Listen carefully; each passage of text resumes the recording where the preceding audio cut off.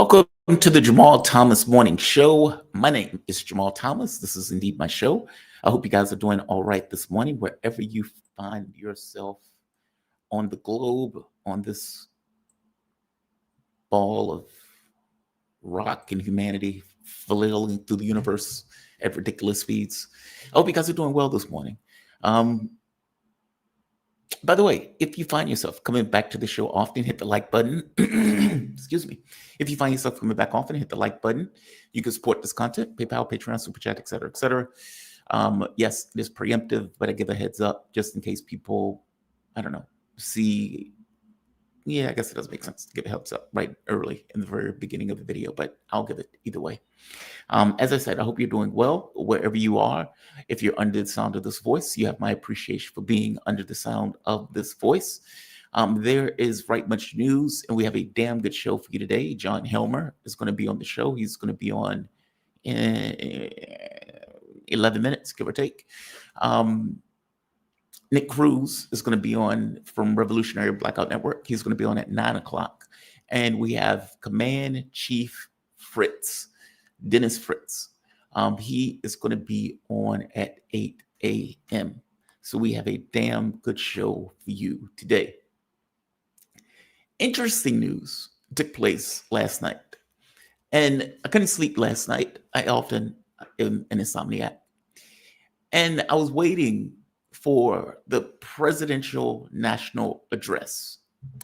And a lot of people were waiting for that address because they believed that Donald Trump was going to announce that he was going to go to war with Venezuela. That was the thought. I think even Tucker Carlson came out with something saying that the president, this tie is not, it's not working with me today. I think even Tucker came out and said something to the effect of Trump was going to note that he was going to take military action against Venezuela. All right. Trump gives a 19-minute address, give or take a few seconds. He talks about his successes. He blames everything wrong on Democrats, including healthcare costs that are going to go up 3-4 times.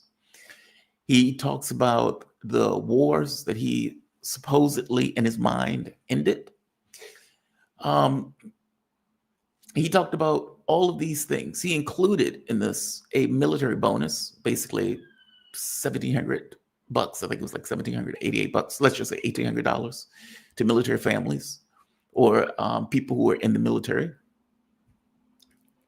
And he ended without saying a word on Venezuela, meaning this national address introduced pretty much nothing new, which is abnormal for a national address. Talked about things that, in the next year, things are going to be great. The economy is going to be rolling. This is going to be awesome. The inflation has gone down. Your grocery bills and everything else has gone down. The world is great, and it's because of me. Now, the only reason you would give a national address in this way is that those things aren't true. And it is widely perceived that those things aren't true, meaning if the economy is going well and the public thinks the economy is going well, you as a president don't need to come out and tell me that. If people feel that inflation is lower, if your tariff policy was doing great things, if their health insurance and all of these things were going well, if the country was headed in the right direction, you don't need to come out and give a speech telling me of those things if the public already believes those things. Now, if you are sitting at a 38% approval rating, then you may need to tell the public, which the public is not going to believe you one way or the other. Hope you get my point. This was a bait and switch. He understood that him coming out saying he's militarily blocking Venezuela, and that there's a sense that obviously if the president is declaring an act of war against another nation and potentially multiple nations, because it's not like Venezuela is a thing unto itself. Venezuela has relationships. And will those countries, China, Russia, Iran, etc., that Venezuela has relationships with, will they allow themselves to be blockaded from that sovereign nation? That's a good question, right? Meaning you as the president alone has overstepped your authority and has decided to have a military blockade of another sovereign nation. That's what you've decided to do. Your original premise of this was drugs that nobody believes. There is some gimp, some sycophant, some cultist sitting in his basement somewhere that totally believes Donald Trump is fighting for America because he's fighting fentanyl and cocaine coming from Venezuela in speedboats. Okay, that 2-3% exists. But the people who live through weapons of mass destruction in Iraq, the people who are a bit cynical of the things that government says, and it's not like Trump even put in the work in this. This is a lazy excuse. Those people know he's lying. Trump doesn't care. It's lazy. The point that I'm making, though, is that on this fig leaf where testicles are showing, he has a blockade. And so the public, obviously, if you're calling a national address the moment that you have a blockade that you announced on Twitter, they have an expectation that you as the president is going to explain your provocative actions. And so people show up waiting to hear the president explain his provocative actions. And in no way does he explain any of it. Venezuela is not even mentioned in this address. That's amazing. That's amazing. But that's what we got. So there are all sorts of questions around this particular blockade. Legalities don't matter. I don't even know why people bring it up. There is no such thing as international law. If a law can't be defended, it's not a law. There's that. Whether other countries will accept this blockade is another question. There's a Russian ship that is headed towards the blockade as we speak. What is that ship going to do? What is the U.S. going to do? There was a Chinese ship that apparently stayed in port because it didn't necessarily want to engage the blockade, especially after the previous Chinese ship was supposedly boarded. What is China going to do? Are these powers really going to allow their relationship with another sovereign nation to effectively be interdicted? That's a good question. If the U.S. decides that it's going to have a Monroe Doctrine where it controls all of South America, okay, well, that's interesting because BRICS, or Brazil is part of BRICS, and Venezuela might have been part of BRICS. So these are questions that we don't necessarily have answers to. At the very least, I don't. And I see my guest in the background, so I'm going to bring my guest in. He is a favorite of mine, John Helmer. How you doing, man? You doing okay today? Thank you for having me, Jamal. Good to see you again. No, it's good to see you too, and thank you for joining me. John Helmer, he is the longest continuously serving foreign correspondent in Russia and the only Western journalist to direct his own independent bureau, absent of national or commercial ties. He is a regular presenter on Russian topics in China, Western Europe, the United States, has published several books in the United States on military and political topics, including essays on American presidency and on urban policy in the United States, followed in book compilations in 1981 and 1982, essays on Greek and Middle Eastern politics between 1986 and 1989. Since 1989, he's published almost exclusively on Russian topics, and you can find much of his work on Dances with Bears. It is a fantastic, I guess you could say, it's a slash between a podcast, a newsletter, and all of his, let's say, media engagements, or at the very least, most of them, I tend to find on this page. It is damn good. So, John, thank you for joining me, man. I really appreciate it. Thank you. I guess the first question is something that you wrote about in your piece on Bondi Beach. And I was listening to one of your interviews with Nima, and you made this distinction between the way that Russia engaged it as terrorism, as opposed to, let's say, a hate act or a hate crime. Yes. What is the distinction between these two things? And why do you think Russia defined it as terrorism as opposed to a hate crime? I found it to be interesting when you broke it down. Well, let's take it nice and calmly and begin with the fact that no one is disputing a terrible crime was committed, mass murder. 16 people at the moment confirmed dead, and more than 20 people in hospital, some of whom may succumb. We hope they don't. So There's no argument from me that on the evidence, and we've got to take the evidence very quietly and carefully, on the evidence, Sajid Akram, father, and Naveed Akram, son, committed mass murder. And as you said, the question then becomes, under the law of the state where the acts were committed on Bondi Beach, is this terrorism? Is it anti-Semitism? Is anti-Semitism a hate crime? What were their motives? And so on. Now, the law in Australia is very clear. It's in the Terrorism Police Powers Act of 2002 in the state of New South Wales, where Sydney is based, where the Bondi acts were committed, and it's in the federal law. And it's not very different anywhere else. And it says, and I'll read it, so forgive me, Jamal, and our audience, when I look down and desks covered with papers. It's better to do this stuff on radio. So, a terrorist act means, and I'm quoting the statute, an action where the act is done with the intention of advancing a political, religious, or ideological cause, and is done with the intention of coercing or influencing by intimidation the government of the Commonwealth, or a state or territory of foreign country, or part of a state, territory, or foreign country, and or intimidating the public or a section of the public. Now, it's one issue which we can get into on what the law is by which Naveed Akram, the survivor, is going to be put on trial. He's, as I understand it, been charged with 15 offenses, but only one terrorism offense. I may be wrong about that. He's been charged with murder, several counts of. It's one issue to determine what they did was terrorism. It's another issue to determine whether it was anti-Semitic. And a third issue, whether they are in any way associated with any known terrorist organization. All of those issues aren't legal ones. They're evidential and they're also political.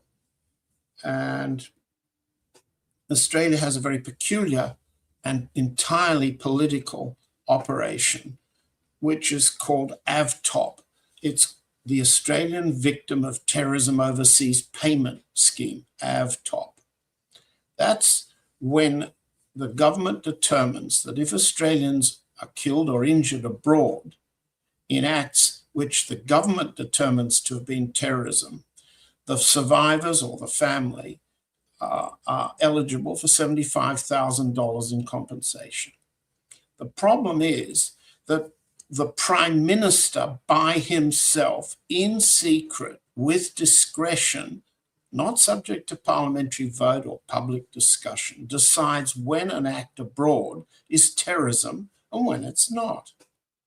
Now, the Prime Minister, then Malcolm Turnbull, decided that when 38 Australians were killed in Malaysia Airlines MH17, shot down over eastern Ukraine in July 2014, that was not terrorism.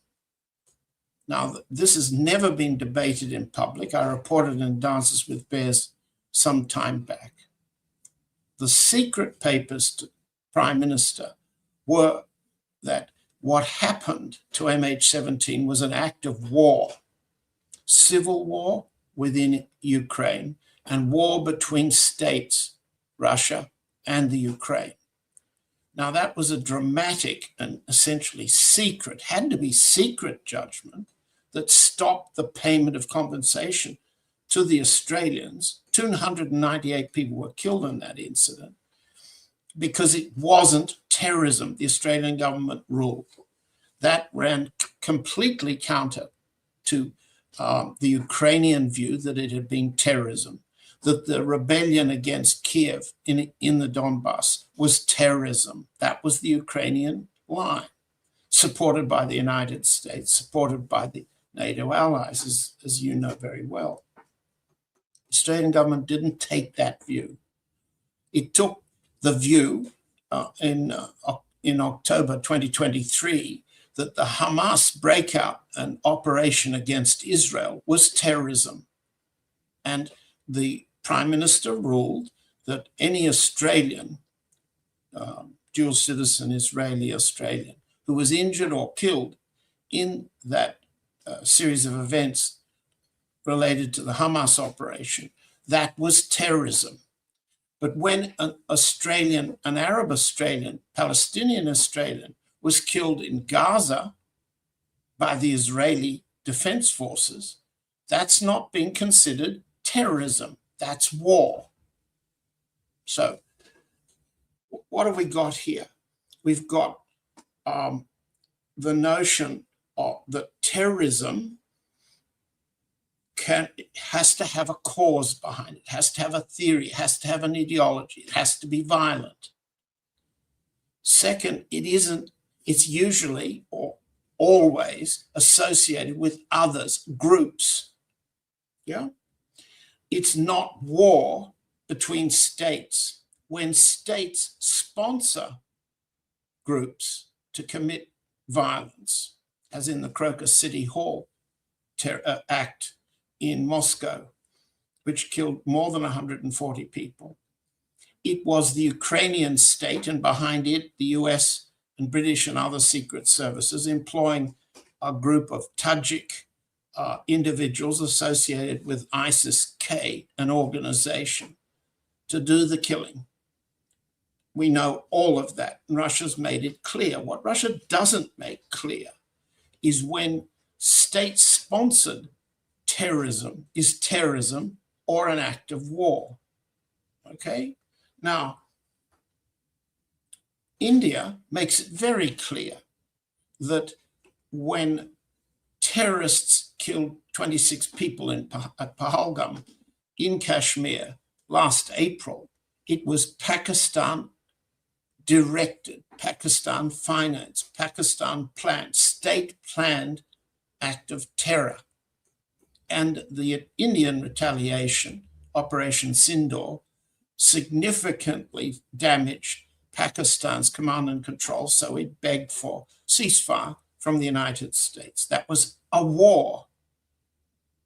When the Red Fort attack blew up and killed, I think, at least 15 people recently in Delhi, this was also a state-sponsored terrorist act.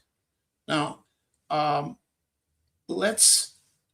so some states make no bones about state-supported terrorism, terrorism being part of a state form of warfare. Let's look exactly at what the Chinese said. The Chinese government issued a statement, was asked on the 15th in a foreign ministry briefing how it responded to the Bondi shooting. The question was, in the Beijing foreign ministry briefing, a mass shooting occurred in Sydney and caused heavy casualties. Can I have your comment on that? The spokesman for Foreign Minister Wang Yi, Guo Jiakun, said, and this is exactly and all the Chinese said, Foreign Minister Wang Yi sent a message of condolences to Minister for Foreign Affairs Penny Wong over the incident. China mourns for the victims and expresses sympathies to the bereaved families and the injured. That's what the Chinese government said. It wasn't short of intelligence or information on what had happened. But let's look at what the Russian government foreign ministry spokesman Maria Zakharova said. I'll read it out. So pardon me for looking down. Quotes from Zakharova. It was with deep sorrow that the news of the terrorist attack in Sydney during the celebration of Hanukkah in the Bondi beach area was perceived. We strongly condemn the barbaric extremist attack, which resulted in 15 innocent civilians, including a 10-year-old girl, killed, dozens injured. As it became known, I'm still reading from what Zakharova said. Among the victims of the terrorist attack unfortunately, there are our compatriots who are permanently residing in Australia. We are invariably in favor of the uncompromising fight against terrorism in all its forms and manifestations. We call for the joint efforts of all countries of the world to jointly rebuff this barbarism. That's a pretty extraordinary difference, you'll admit, with the Chinese analysis. Why? Well, in the first place, when Zakharova said what she said, there was insufficient evidence to determine whether these were terrorists or mass murderers. We're not minimizing what they did. We're not in any way sympathizing with what they did. But why call it terrorism from the tribune of the Russian Foreign Ministry when China didn't? Then what we've got is something very unusual. There are our compatriots among the victims. What's that mean? Well, let me go into what that means, because it's not discussed. The meeting, the Hanukkah ceremony, was a ceremony organized by Chabad, a Jewish organization, which included Bondi Beach. It has long been a concentration of Jewish people living there. And Chabad was organizing this festival. Chabad is an organization that is profoundly anti-Russian, anti-Christian. I'll say it again, anti-Russian, anti-Christian.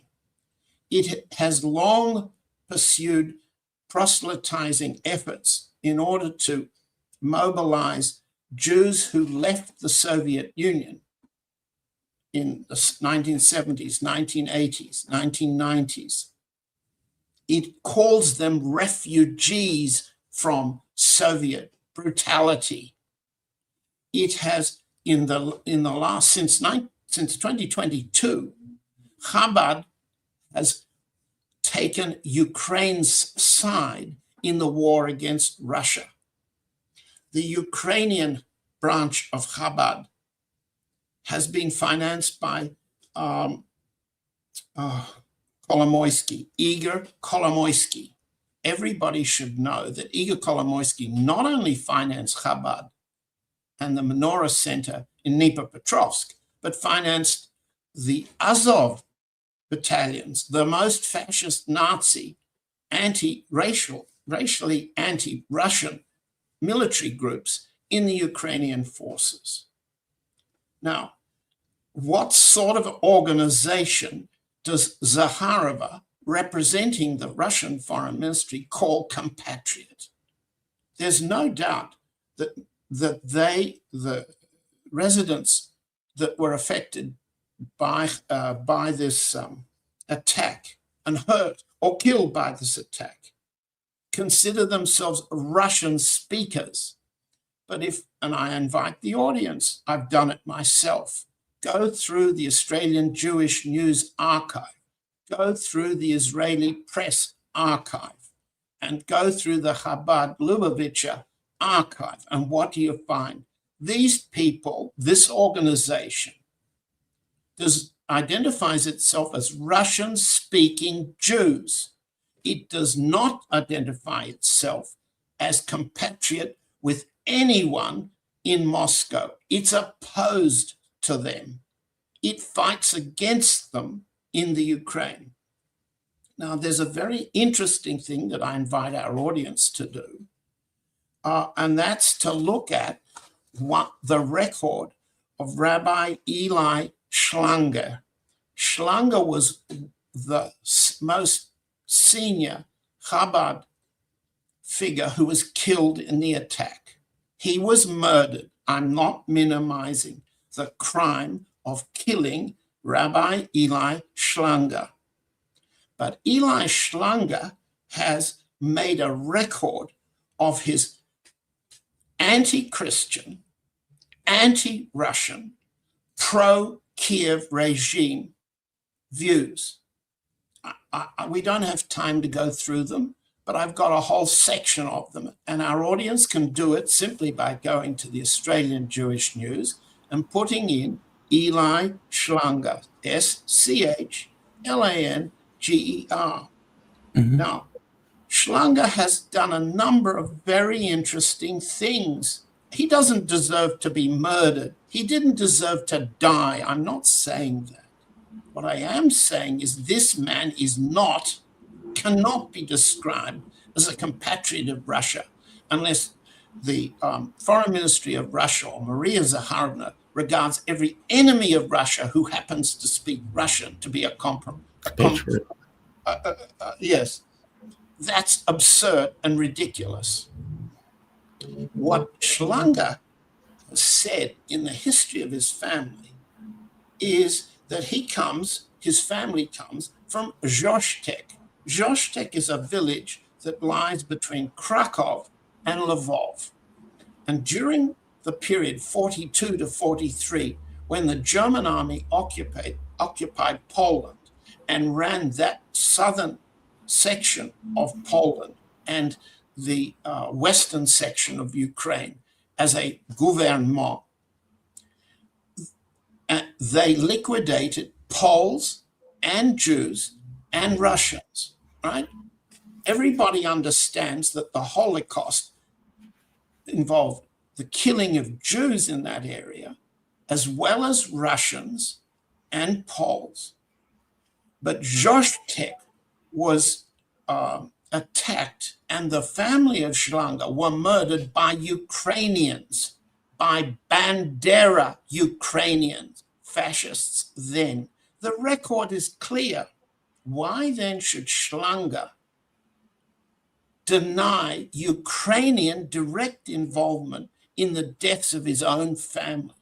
Answer: there's ample evidence that the Chabad Lubavitcher rabbis are deeply supportive. They've done it visually. They've had meetings with the Zelensky regime and with its fascist elements. One should ask them why. I'm not here to explain to you why. What I then raise is the question, if that's Schlanger's record, if that's the, let's say, operational ideology of the Chabad movement, what did they do after the Hamas operation began October 7, 2023? Answer: they supported Israeli operations in Gaza. They support the genocide. And not only that, but Schlanger wrote a letter to the Australian Prime Minister. I'm shuffling papers here so I can read it to you. You're fine. A month before his death, he called on Prime Minister Albanese not to recognize the Palestinian state. He called that a crime against God. I'm using his words. Wow. I'll just read you what he wrote in his letter to the Prime Minister of Australia. As a rabbi in Sydney, Schlanger said, I implore you not to betray the Jewish people and not God himself. This land, meaning Gaza, Palestine, was given by God to Abraham, then to his son Isaac, and then to Jacob, to be the eternal homeland of the Jewish people. Throughout history, Jews have been torn from their land again and again by leaders who are now remembered with contempt in the pages of history. He called the Australian government's recognition of Palestine's state act of betrayal, apostasy. Now, that's an ideology. We could say we disagree with it or we agree with it. But that's an ideology. The Chabad rabbi and others of his organization advocated violence to remove the Palestinian Arabs from Palestine, including Gaza. Okay? Now, that's not a record that anyone right now wishes to remember about one of the victims or the organization that these two Akram family members attacked. Let's just go back a minute. What they did was mass murder. It's a terrible crime. But what the organization they attacked represents is the support of genocide against the Palestinians. And in Schlanger's case, a very odd blindness to the genocide committed by the Ukrainian Banderist movements in 42, 43, and continued today as a campaign against Russia, against Slavs, against Orthodox Christians. Now, to go back to the point, Zaharova should not have described these people, these Russian-speaking, self-identifying Russian-speaking Jews as compatriots, or she needs to explain why.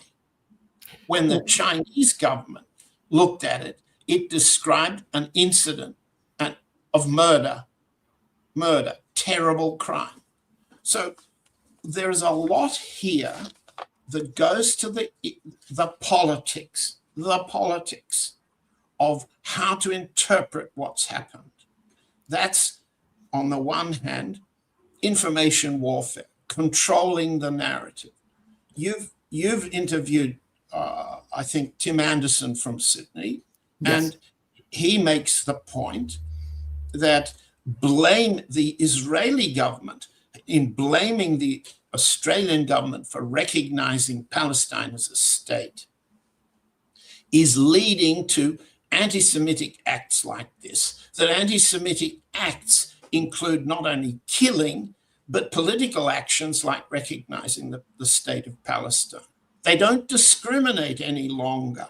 In fact, the pressure inside Australia, as I understand it, from the Jewish community is to make all forms of criticism of Israel, illegal. All the genocide, or all the doctrines that Schlanger himself represented in his letters to be criminal. You can't say what I've just said unless you face a court of law. That's what these people want to make criminal.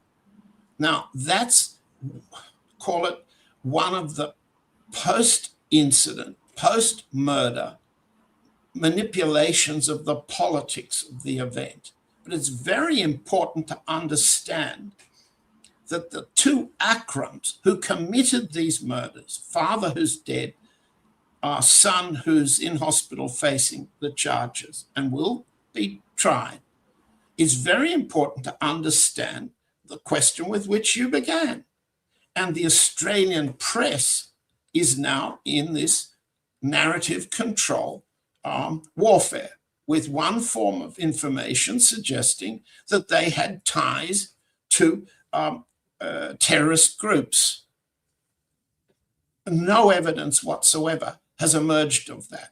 The Philippines government has pointed out what they know. They were followed, they were watched in their hotel room in Mindanao last month, where they spent nearly a month.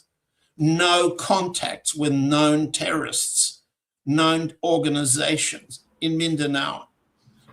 The Philippines government has fought terrorism, Islamic terrorism, in its country, and knows a good deal more about it than the Australian press, or than I do. But they're on record as saying no evidence whatsoever of terrorist organizational contacts in the Philippines. That leaves only one item that is supposedly indicative of the Akram's terrorist ideology, the black handmade ISIS flag. Now, as you've pointed out in your valuable program, Jamal, that ISIS is not pro-Palestinian. It's right. It's anti-Iranian.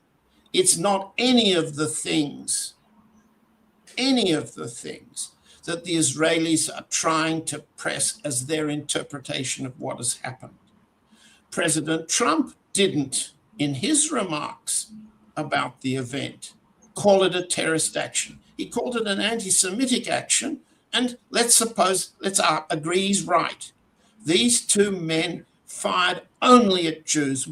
You can watch the video where Navid Akram shoos bystanders away because they weren't in the Jewish part of the beach where the ceremony was that they were attacking. Yes, they targeted Jews. The Indian government in Hyderabad, the police, which monitor terrorist operations very closely, much more closely and intensively than the Australians do, have not identified any terrorist action. There's another problem. Sajid Akram was a professional. He was university trained. He had a Bachelor of Commerce in Hyderabad. Not a single reference has been made in the Australian press that I found of what his occupation was, what he did for a living, how he lived. None of the press have dug up any evidence that they had associations of an ideological, political kind, or that they acted in a way that intimidated. I'm using the language of the terrorist law. And yet they committed mass murder, and they aimed it at a particular Jewish group. No doubt about what that evidence says, but what it means, very, very different. And Chabad needs to be understood in the Ukraine war context, in the history of the mass murder by the Germans and the Ukrainians in Poland between 42 and 43. And Chabad has to be understood in the Gaza genocide context, because Schlanger went there and expressed his solidarity visually and in writing with IDF troops. And you can see the videos and you can see the records. So you've got a very much more complicated picture of war between Jewish people and Arab people, between Jewish religionists and Muslim religionists. So last point, not to test your patience too long. There are more than 1 million Muslims. You're fine. There are more than 1 million Muslims in Australia. There are 110,000 Jewish people. They are concentrated in Melbourne and Sydney.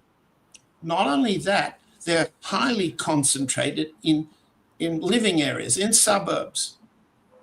And the Muslim population is so concentrated that in 10 electorates of the state of Victoria and the state of New South Wales, in Melbourne and in Sydney, in 10 electorates, Muslim concentrations go from 15% to more than 35%. They can make or break elections. Okay? Wow. Jewish population, much smaller, also concentrated among places where they're concentrated as in living spaces. Bondi Beach is one of them. Less well-off Jewish people live in Bondi. Very well-off people, Jewish people, live in Bellevue Hill. This is all census material. It's all been studied. It's all been published. None of it comes out now. But this is the politics in Australia, and it's got comparable parallels with Europe and the United States. Jewish concentration is between about 5% and 15% of electorates. Maybe in certain cases they can have an effect on an election, but nothing like the Muslim vote could. Okay? So we have this incident feeds into the politics of the context.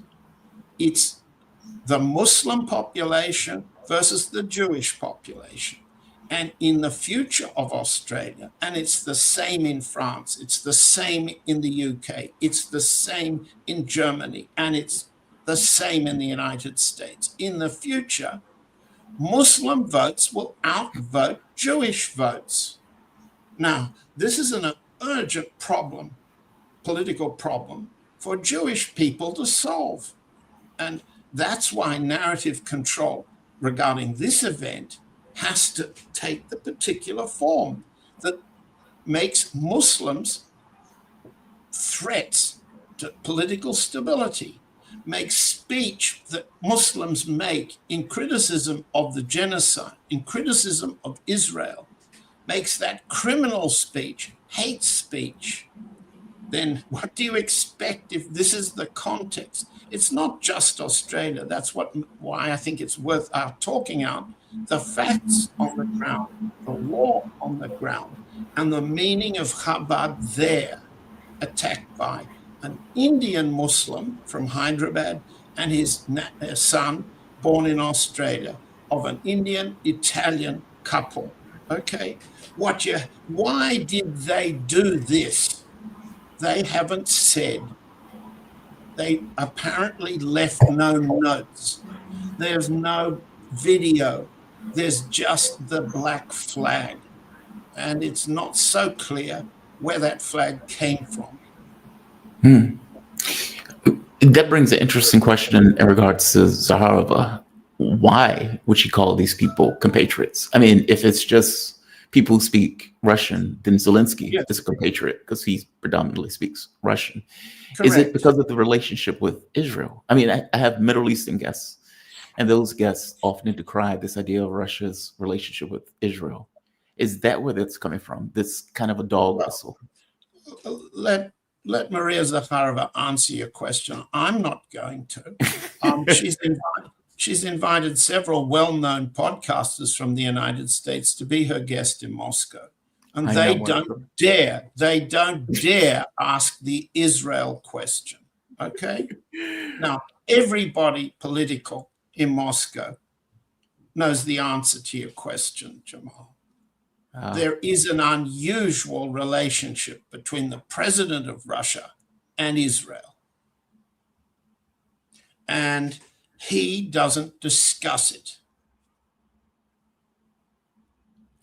Why not? Therefore, I mean, I'm fascinated by that. By the way, he has discussed it at least once when there was pressure on Russia. Effectively, Putin was getting very annoyed with people saying that he abandoned his friends in relation to Iran, and he pointed out Syria and the Assad. Exactly, and he pointed out that like 30% of Israelis were Russian.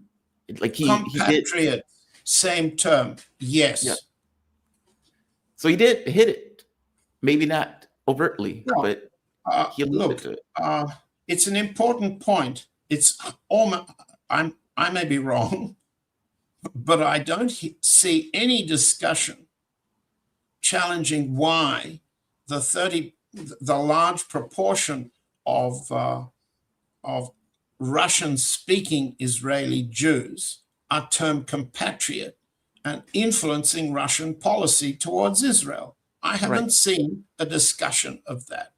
We know, for example, that much of the opposition to President Putin, Leonid Nevzlin, for example, is one of those compatriots, is he? He's the partner in UCAS of Mikhail Khodorkovsky. Well, Khodorkovsky doesn't live in Israel. By the way, Igor Kolomoisky lived in Israel until he came back to Ukraine, and now he's in prison. But let's leave out the dual nationality part. It's a very similar problem. How much of that Israeli population, Russian-speaking Jewish population in Israel, are anti-Russian, that supported the Navalny campaign, that supported Boris Berezovsky's campaign, that supported Mikhail Khodorkovsky's campaign? Does Zakharova call Khodorkovsky a compatriot? I don't think so.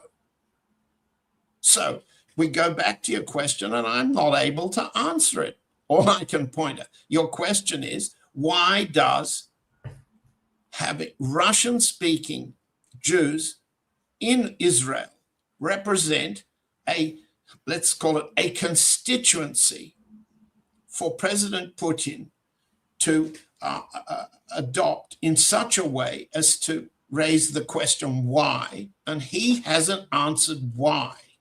I can tell you, historically, there was a good reason. Historically, why did Stalin support the formation of the State of Israel? Very clearly, as an anti-colonial strike at the British. That was Stalin's view. Nobody accuses Stalin of being philo-Semitic. He's being accused of being terribly anti-Semitic. At much the same time, between 48 and 51, Stalin is equally accused of being pro-Israel. Yes, he was, against the British, and anti-Semitic against Jews inside the cultural, intellectual, university, and other institutions of the Soviet Union. So nobody doubts Stalin's anti-Semitic credentials, you might say. But he had a particular reason for supporting the formation of the State of Israel. And those who criticize Stalin for that don't understand and don't want to accept that it was an anti-imperialist move. Why then in the 70s did Soviet policy favor Jewish emigration? The answer is very clear. In dealing with the United States, Soviet policy needed to concede Jewish emigration in return for various important trade and trade financing benefits that the Soviet Union needed then. And the Jackson-Vanik Amendment, which facilitated the exit of Soviet Jews, was part of a Soviet policy calculation that one of the ways to mitigate anti-Soviet war policy in Washington was through the Jewish lobby. Okay, so there's a long history. It's complicated. It changes from year to year, and it's an interactive story between Russian calculation in Moscow and calculation about how to influence in a pro-Soviet or pro-Moscow or pro-Kremlin direction Washington policy. And the perceptions were that American Jews would be more amenable to détente with the Soviet Union than others. So now we could argue, was that calculation mistaken? And certainly, is that calculation mistaken today? But there's a history there, and it's a history that shouldn't be caricatured, isn't a cartoon. Okay, that's mind-blowing. I mean, because if you're looking at Israel today, and that's where this wasn't where I thought we were going to linger, but I'm curious about this. Israel's relationship with the United States, they're effectively the proxy. They're the thing that is breaking up the Middle East and allows the U.S. projection power in the Middle East, kind of like NATO in Europe. Yes. So you would think that the relationship between Russia and Israel would be more toxic than what it is, considering you would think Israel's so. role and relationship with the U.S. Yes. You would think so, yes. But it doesn't work that way in practice. Well, it's factional. It's factional. The general staff were bitterly opposed to the limitations placed on their bases and their their operations with the Syrians for air defense. They were bitterly opposed to the restriction that they were not to activate their advanced missile systems when Israeli aircraft attacked Syria, attacked the Assad regime. And in one particular case, I wrote about it. I never get the details in my head all clear, but in the notorious case what the Israeli Air Force did was to spoof Syrian missile batteries into firing on a Russian reconnaissance aircraft coming in to land at Khmeimim. Right. That killed every Russian serviceman on board. And when it happened, I'm sorry, I can't keep all these details in his old head of mine. I believe it was 2018, but I might be a little wrong. I remember this. Yeah, I remember this actually. What happened was, there's no doubt the Israelis understood that the Syrians could be fooled into seeing the Russian aircraft as if it was an Israeli one, and they shot it down.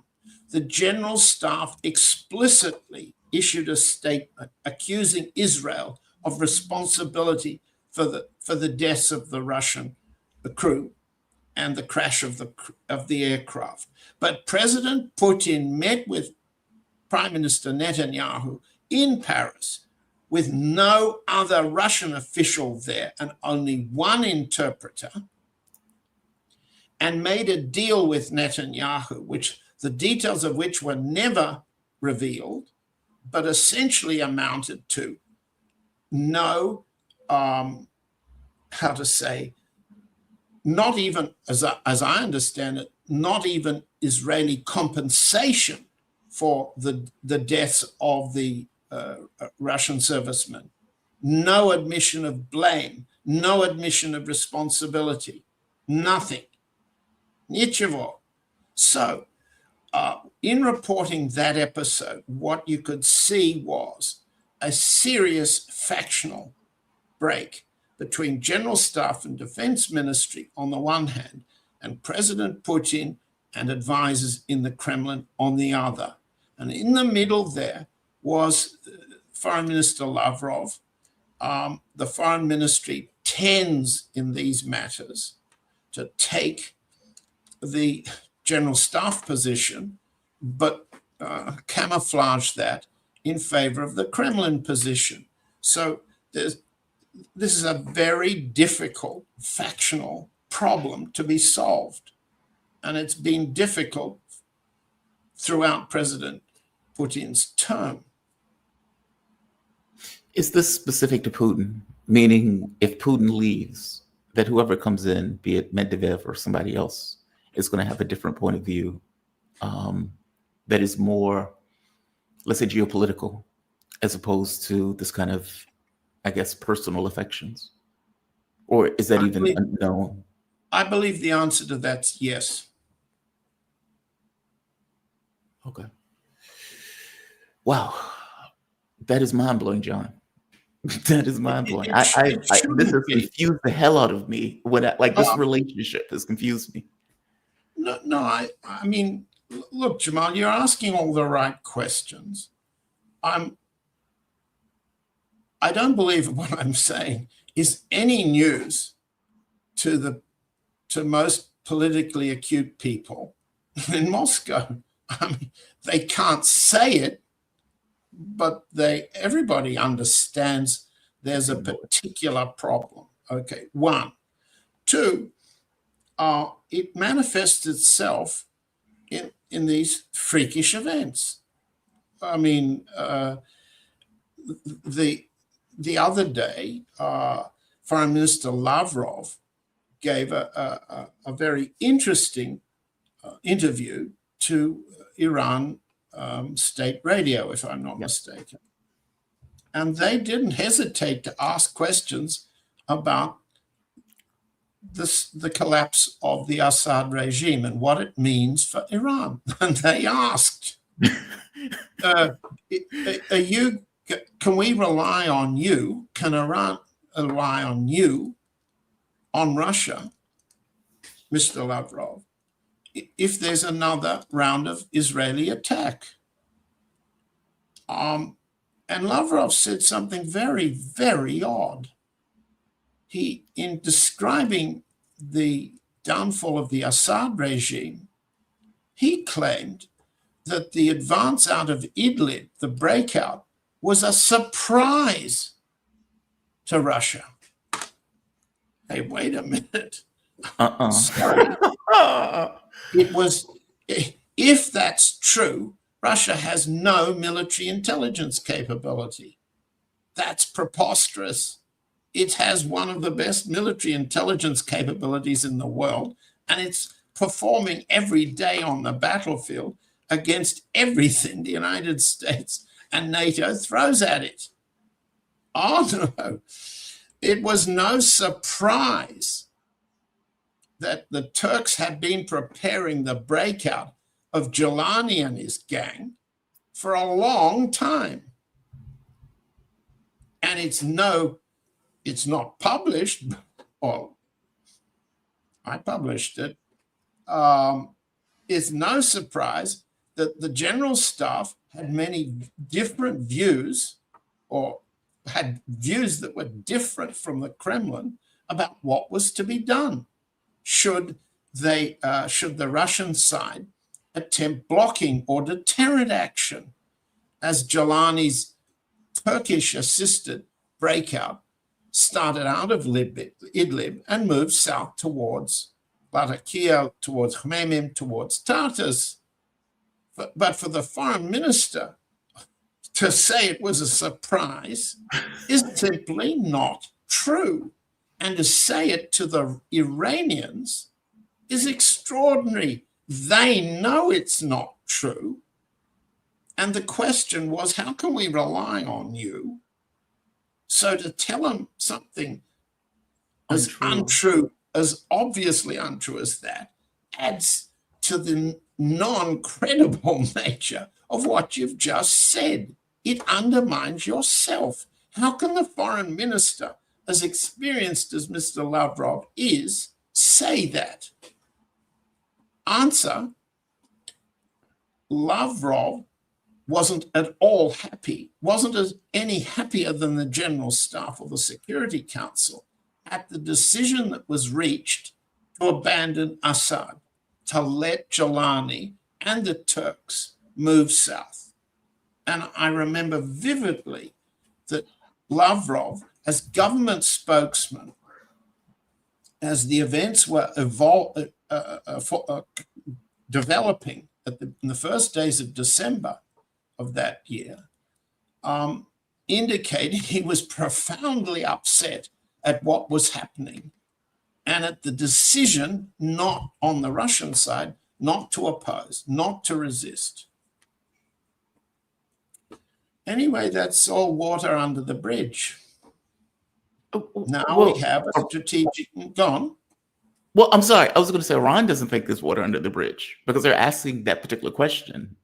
And the response that they got was, let's say, lackluster from their point of view. I mean, because what Iran is asking, and what a lot of people are asking that are paying attention to this stuff, especially this kind of geopolitical fulcrum between China and Russia, and India. India, right? China, Russia, India, and Iran, is, are these countries going to work together to push back against, let's say, Western aggression and Western hegemony? And so when Iran is asking that question, they're looking for security. Hey, will you back us when they attack us again? And what they got from Lavrov was something that was patently untrue. I mean, Kevork, who does Syrian analysis, was saying for weeks beforehand, this is going to explode. This is going to explode. They're going to attack. They're going to attack. Meaning, how did he know? But Russian intelligence didn't know. Well, let's agree that Russian intelligence did know. And second, that a political decision was made to allow not to resist on the road. And then it became difficult when the US weighed in. Iran wanted to fly in forces to Khmeimim, and the US said, do that and we'll shoot you down.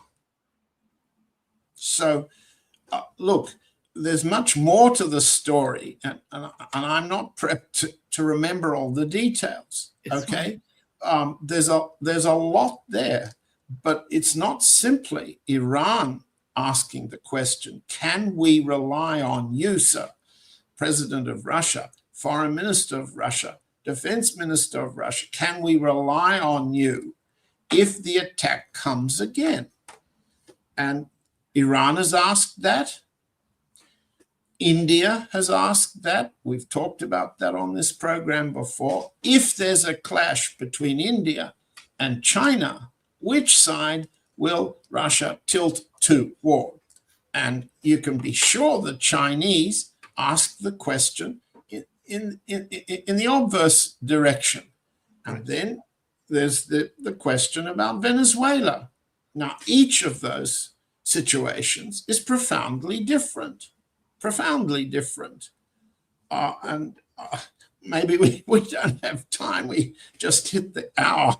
On the top of the screen, I see it, and maybe our audience wants to see more blood on the floor. Well, this is nearly 1,000 people, so this is a riveting conversation. Like, as you point out, this is not. I don't mean to be. Hey, Jamal, I don't mean to be riveting. I'm just trying to tell a little of the truth here. No, and invite folks to say, look at the evidence.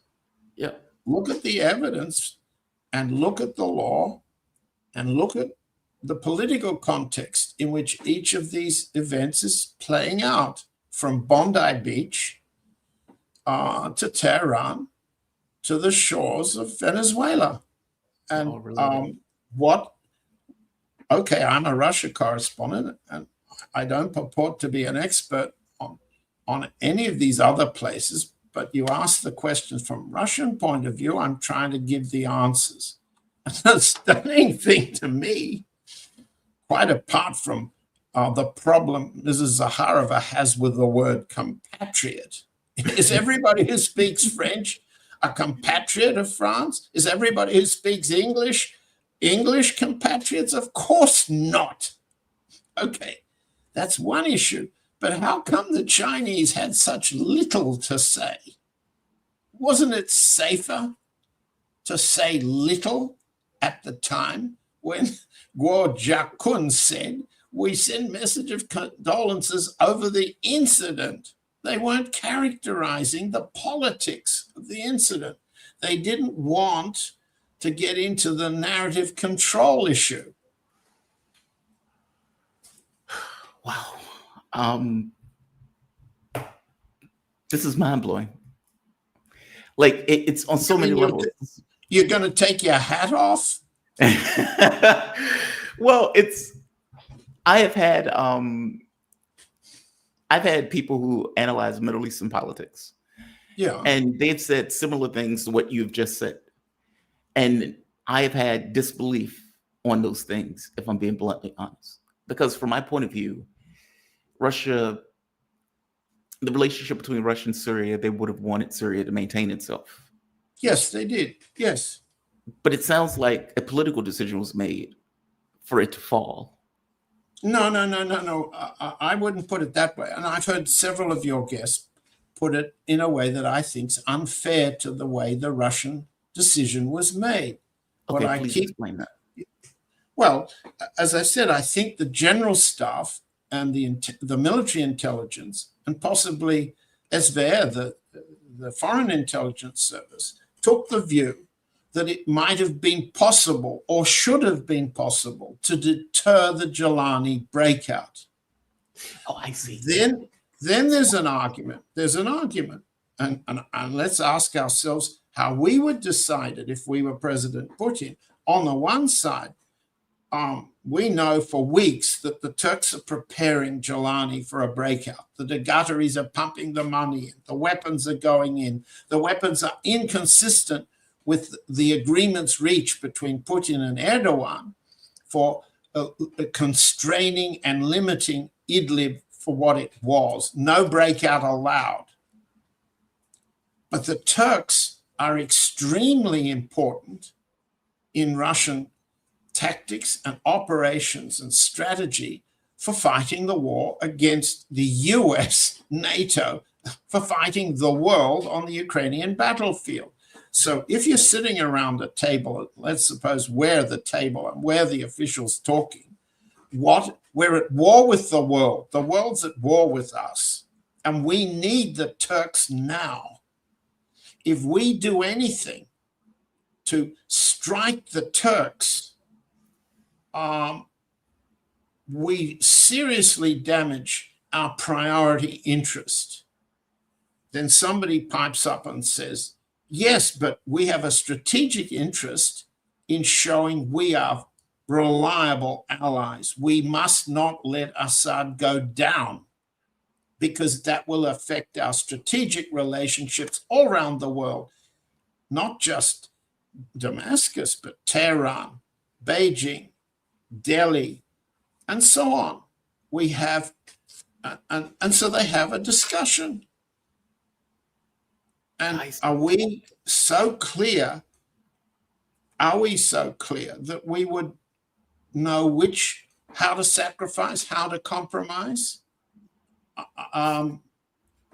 It's easy to be so much wiser after the event. But one of the problems I have with some of your Arab analysts is when they leave Arab politics, Syria they're expert on, Lebanon they're expert on, Palestinian politics they're expert on.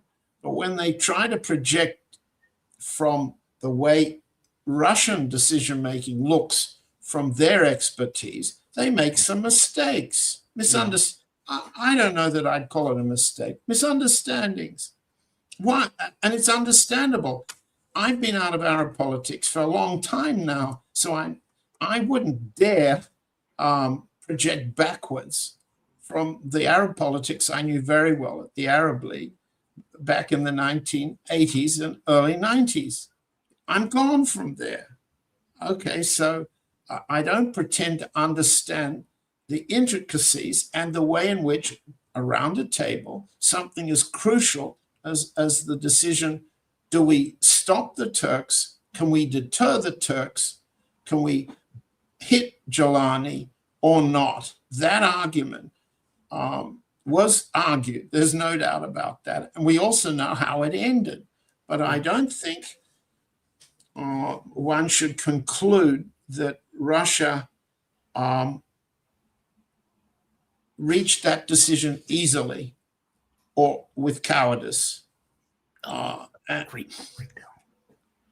That fantastic breakdown, John. Like, honestly, fantastic breakdown, bar none. This has been a deep curiosity of mine that I didn't quite get. I am glad that you were willing to step into that and explain that openly, and the way you explained it makes all the sense in the world.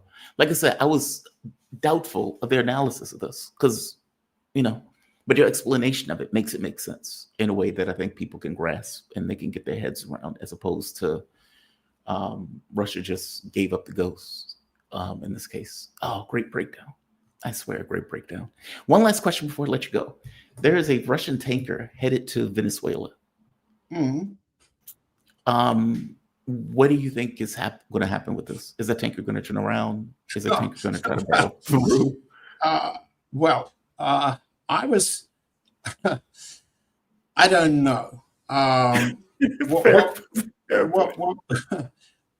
What we have, and I'm looking on both sides of my desk, I'm looking at, on the one hand, one side of me, I've got President Trump's tweet declaring, a tight blockade against sanctioned tankers. The qualification's not insignificant there. Mm-hmm. Second, we know that the Russian tankers coming into Venezuela, if they're loaded, usually have been carrying naphtha. And naphtha is used to combine with the heavy Venezuelan crude, so it's easier to refine and therefore cheaper at destination. Is what's happening a sanctioned tanker or an unsanctioned tanker carrying naphtha? Is it an empty tanker coming to upload? And is that a sanctioned tanker or an unsanctioned tanker? And is the challenge here not just the Russian tanker, but the final destination? Right. I think one has to understand that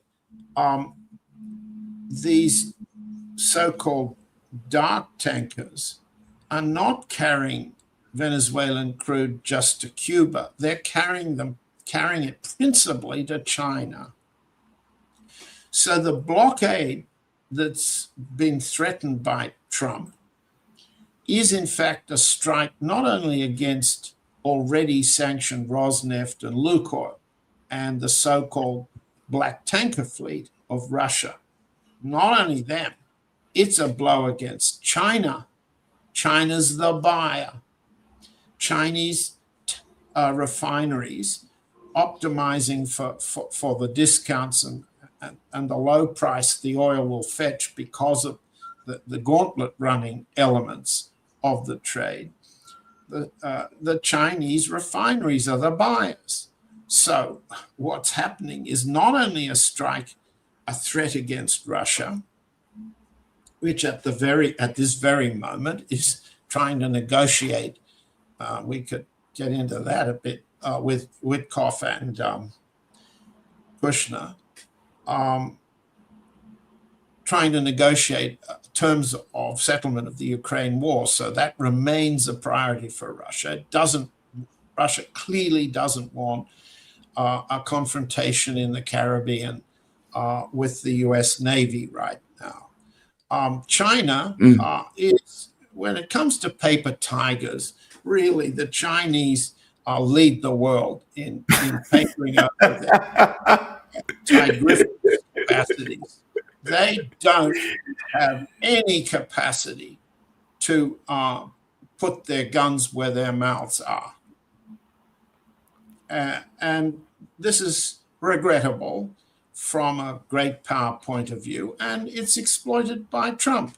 On the other hand, the Chinese capacity to use their trade weapons, that's tough, that's pretty good. They forced concessions again from the United States. So I don't know what kind of tanker this is coming. I don't know if it's got naphtha on board, and I don't know if to what extent we could call it a Russian target or a Chinese target. We're stuck waiting and seeing, basically. Look, what both the Chinese and the Russian side have demonstrated under the US trade war gun is workaround, ingenuity to find the way around the sanction. And they're doing that very well. And of course, it cuts revenue in the short term in propaganda agencies like Bloomberg and Reuters. It looks as if the sanctions are having effect. You see, and I think you mentioned it before we went to air, that Seymour Hersh has written a piece making ridiculously inaccurate claims about the desperation that the Russian side is under to reach an agreement. I mean, the workarounds are effective. The sanctions for short-term and long-term and medium-term failing. And this will also effectively fail. I mean, I guess your point is this will also fail. I'm sorry, I missed it. I guess your point is this will also ultimately fail. This is not going to ultimately work. Well, many of your guests and many in the podcast audience and even the mainstream media understand that what Trump's doing is trying to provoke a Gulf of Tonkin incident, a fight back, some incident in which an official Venezuelan force fires on a U.S. Military entity, whether it be a plane or a U.S. Navy vessel, that would trigger a major, massive U.S. retaliation, bombing, possible troop landing, that sort of thing, to trigger a Gulf of Tonkin long after the Venezuelans and everybody else in the world have learned what the Gulf of Tonkin was as a provocation and what happened to the U.S. in the Vietnam War. It's going to fail. But failures can be extremely destructive and damaging to the target country and also to the U.S. as the offensive or attacking country in this case. Yeah. So it's clear the Chinese want to avoid confrontation over Venezuela. It's clear that Russia wants to avoid confrontation. It's also clear that Russia is doing a hell of a lot more than the Chinese to build up the Venezuelan capacity to defend and deter from within and on their shores. And John, I'm sorry, we're going to have to end it on that one. Okay. This has been a fascinating conversation. I have deeply enjoyed this conversation, and I have to have you back to continue with this, especially with the negotiations and everything else. We didn't get the opportunity to get into it, but this has been, I've been riveted by this. Thank you for this, honestly. Thank you for having me, Jamal. If we end on the corpse of Seymour Hersh, so be it. Yeah, he is. He has not necessarily been at his best in his later years, to put it mildly.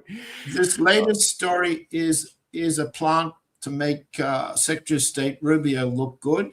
It's ridiculous in making claims that about the negotiations on the U.S. side, and it's ridiculous in the claims on the Russian side. How a once upon a time professional journalist can get so much so wrong so quickly, beyond me. Yeah, but there we are. Nikolai Massacre Hirsch. Yeah, he has fallen down. John Helmer, longest serving foreign correspondent in Russia, the only Western journalist to direct his own independent bureau, absent national commercial ties. He is fantastic analyst. You can check his, I could say, articles out at Dances with Bears. It is a great publication. It is something that I read all the time. I thank you for this. And I would love to have you back either next week or week after. I never like to bug you week after week because I don't want to overload you, but thank you for this. I really appreciate it. Thanks for having me, Jamal. Be safe. All right. That was a fantastic breakdown by John. Yeah, I'm riveted by that. I'm just riveted by that. I see my next guest in the background, the man himself, Command Chief Dennis Fritz. How you doing, Dennis? You doing okay this morning? I'm doing well. How about yourself, Jamal? I am doing well. Better that you are with me. And just for the audience, Dennis Fritz, he's retired Command Chief Master Sergeant of the United States Air Force. Currently, or previously, he was director of the Eisenhower Media Network with the mission to promote peace and diplomacy over war.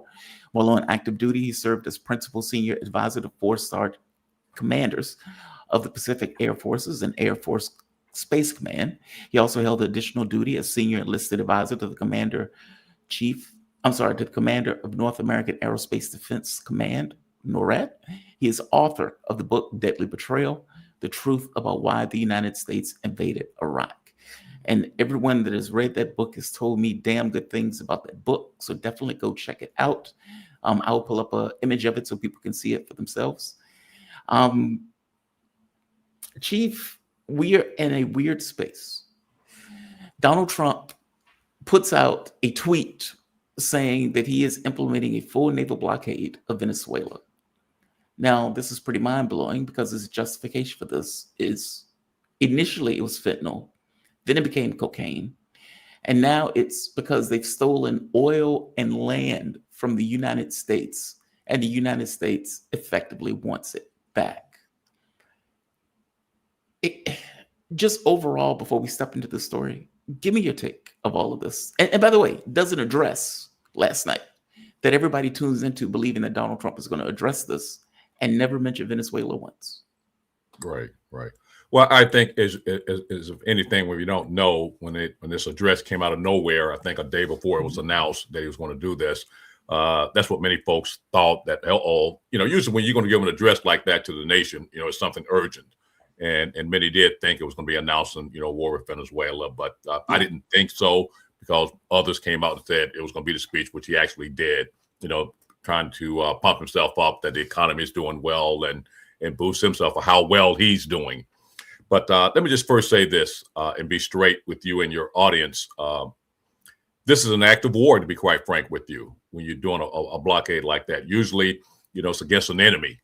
And you're trying to blockade the country. But this is an act of war. And why do I say that, Dennis Fritz? It's because of the fact you just don't know how dramatically this is going to impact Venezuela's economy.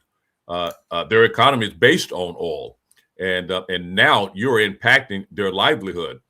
I jumped on in the backstage of your previous audience, and he mentioned China. And, that's one of the things I was going to mention. This impacts China. It impacts Cuba, and it can impact Russia. Now, one of the things I caught that your previous guest said that I will probably differ with a little when you say China is a paper tiger. China, it does everything it can to prevent war. You never hear China talking about war unless you're talking about Taiwan, because they figure you get in their business now. But don't let China fool you now. I mean, they can go to war with us and don't even care, because they have 1 billion something people.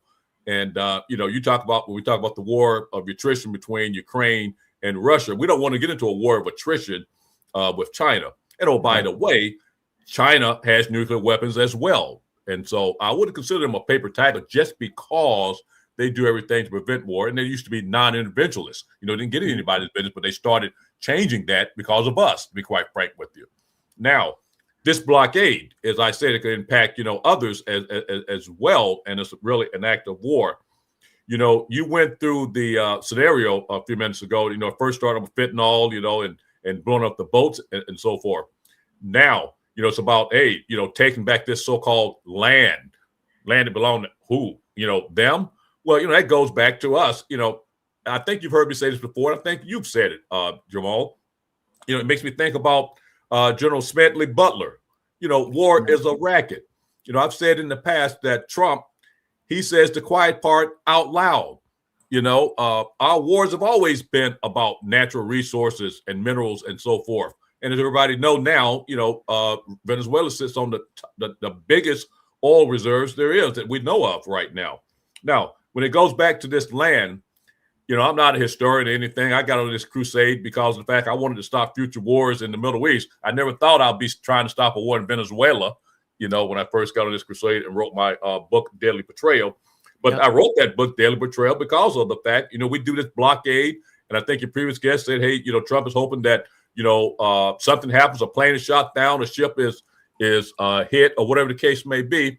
Well, what I have to think about, and the reason I got into this crusade, military men and women are in danger. They die because of these wars of imperialism, these wars of taking back, so-called oil. The reason they're doing that is because of, I think, Chavez, and even before him, one of the leaders, they started naturalizing their own oil, if you will.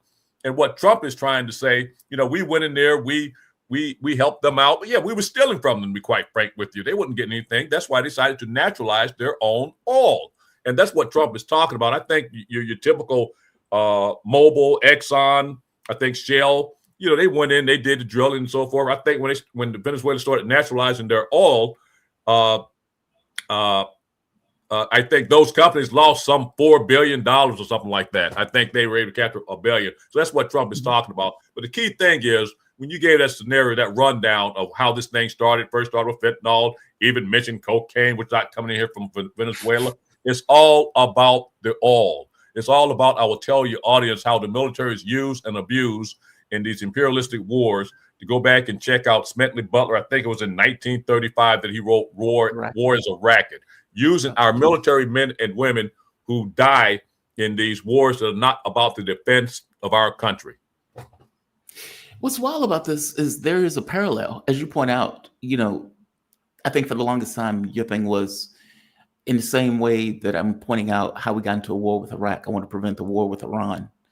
And now you have this thin fig leaf of, well, there's fentanyl and cocaine, and they're sending their convicts, and they're mentally ill, and they stole our oil, they stole our land, so we're now have a casus belli for war with Venezuela, which is every bit as much as thin as weapons of mass destruction of Iraq or weapons of mass destruction in Iran, and now it's fentanyl is a weapons of mass destruction. Like, it's Jamal, you are spot on, and that's what makes my book so relative now, because they've stolen the playbook from the old neocons wars against Iraq, Iran, and Syria.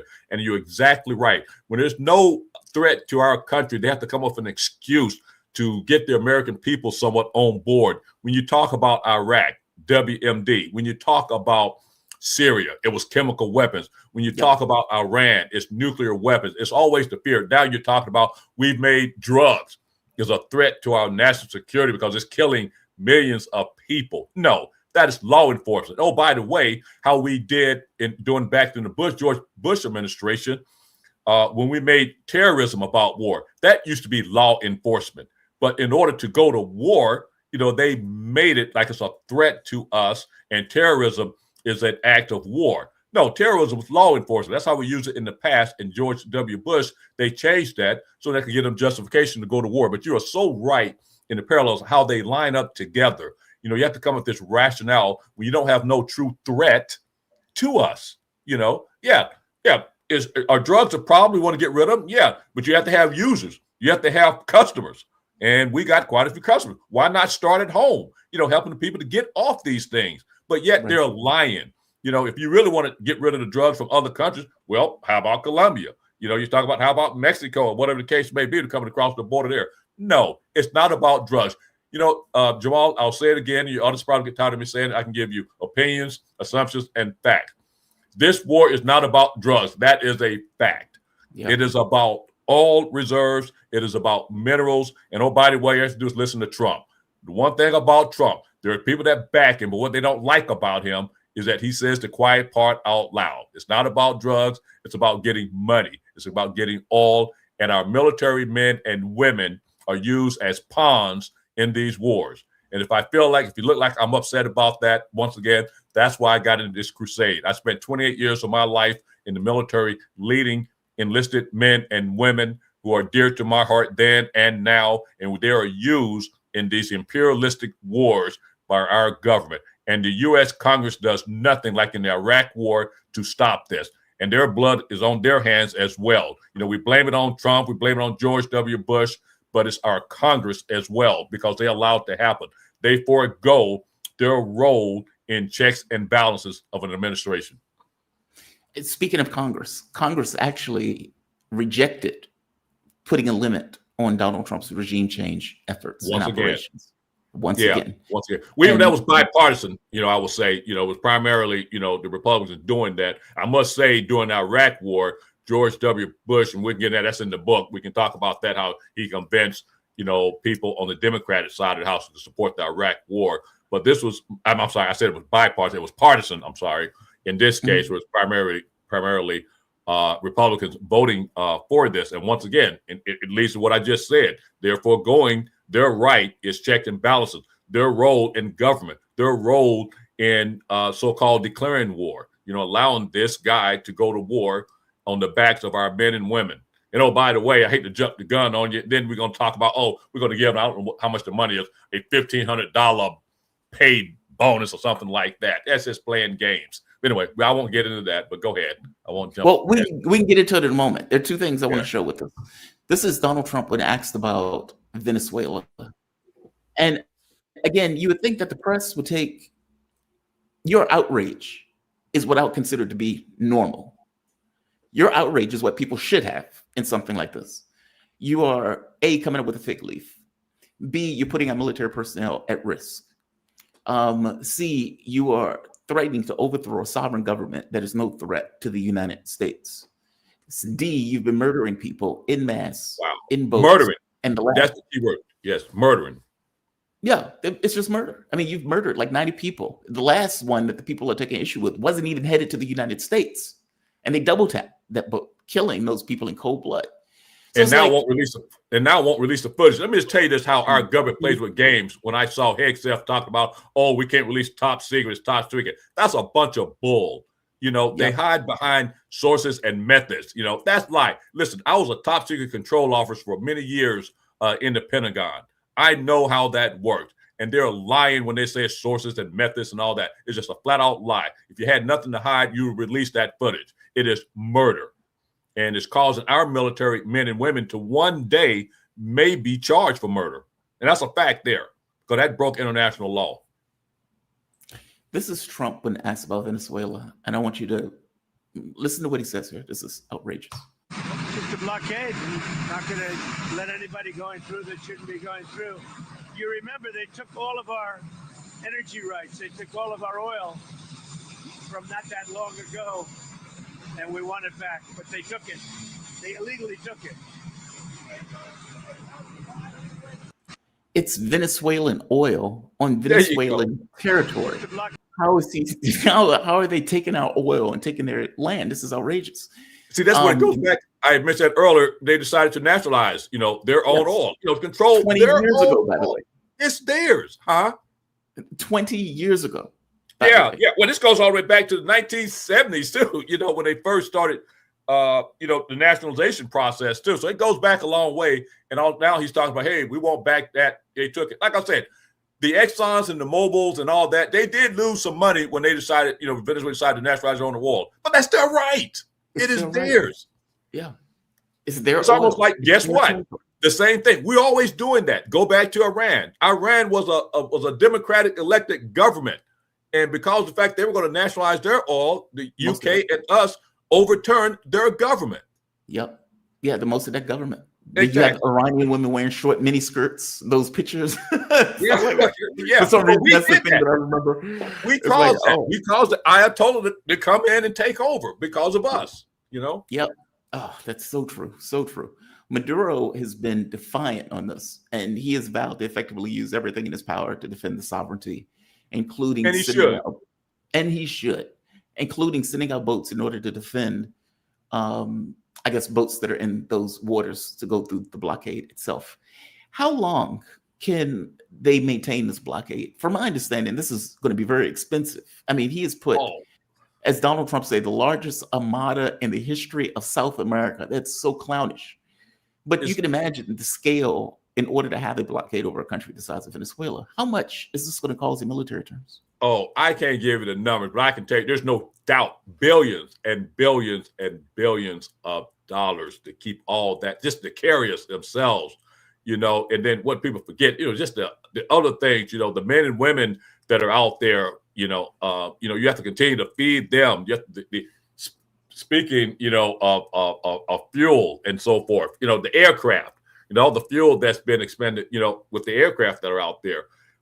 This is going to cost us quite a bit. That is why some are saying, that we're not going to have no choice but to go to war, because all of the money that's been expended out there, which is foolish, first of all, to say, well, now we have to go to war because of the fact that we put this out there, all the dollars that have been wasted. And this is a classic example. When you hear conservatives, this is what they should be beating their drums, talking about wastefulness in government.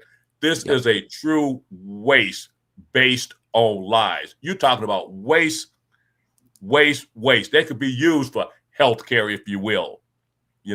It's just so upsetting. And I got to tell you, Jamal, the reason I come on these shows and come on yours, because I want to do everything I can to make sure the American public understand how our government operates. I got to tell you, we're the most. We talk about other governments. We talk about these socialist governments and all that. We cause that. We label them that because with our sanctions, we're the ones that cause them to go under our sanctions. And the only reason we're allowed to do that is because the world operates in U.S. currency.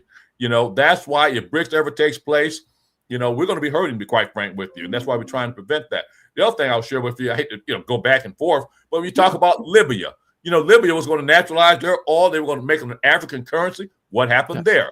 Hey, I love Obama, but that was under his watch. President Obama, I loved him, but that was under his watch. We're always doing stuff like that, and that's very disturbing. And I come on these shows to make sure the American public and the world understand that we have a corrupt government for sure right now. I guess I have two more questions on this one, and then I want to move to the money. The advice that Donald Trump gets on this, I mean, what is, like, obviously there's the civilian leadership of the military itself, but what is the military in and of itself, or what do you think the military is effectively telling the Trump administration? Because I would imagine they go to the generals and say, hey, we want to do X or Y. And the generals would say, this is outrageous. This is insane. Why are we doing this? They're not a threat. Meaning, I would imagine there's some corners of the government that is procedural and it's not entirely politicized. Yeah. Or am I getting this wrong? Because I haven't been inside the machine. You have. Yeah. Well, I've been deep inside, okay, in that regard, both in the Pentagon and outside in what we call, you said, I was advised to 4-star generals and so forth, who gives that advice.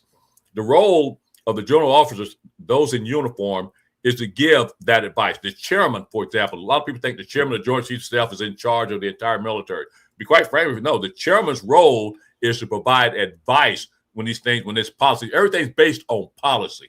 Administrations come with policy, and then if it has something to do with the military and going to war, they seek the chairman of the Joint Chiefs of Staff, the chairman, to give that advice. Hey, is this dumb? So it is the chairman must, say that. Now, it's up to the policymakers, the civilian leadership, and whatnot going to do that.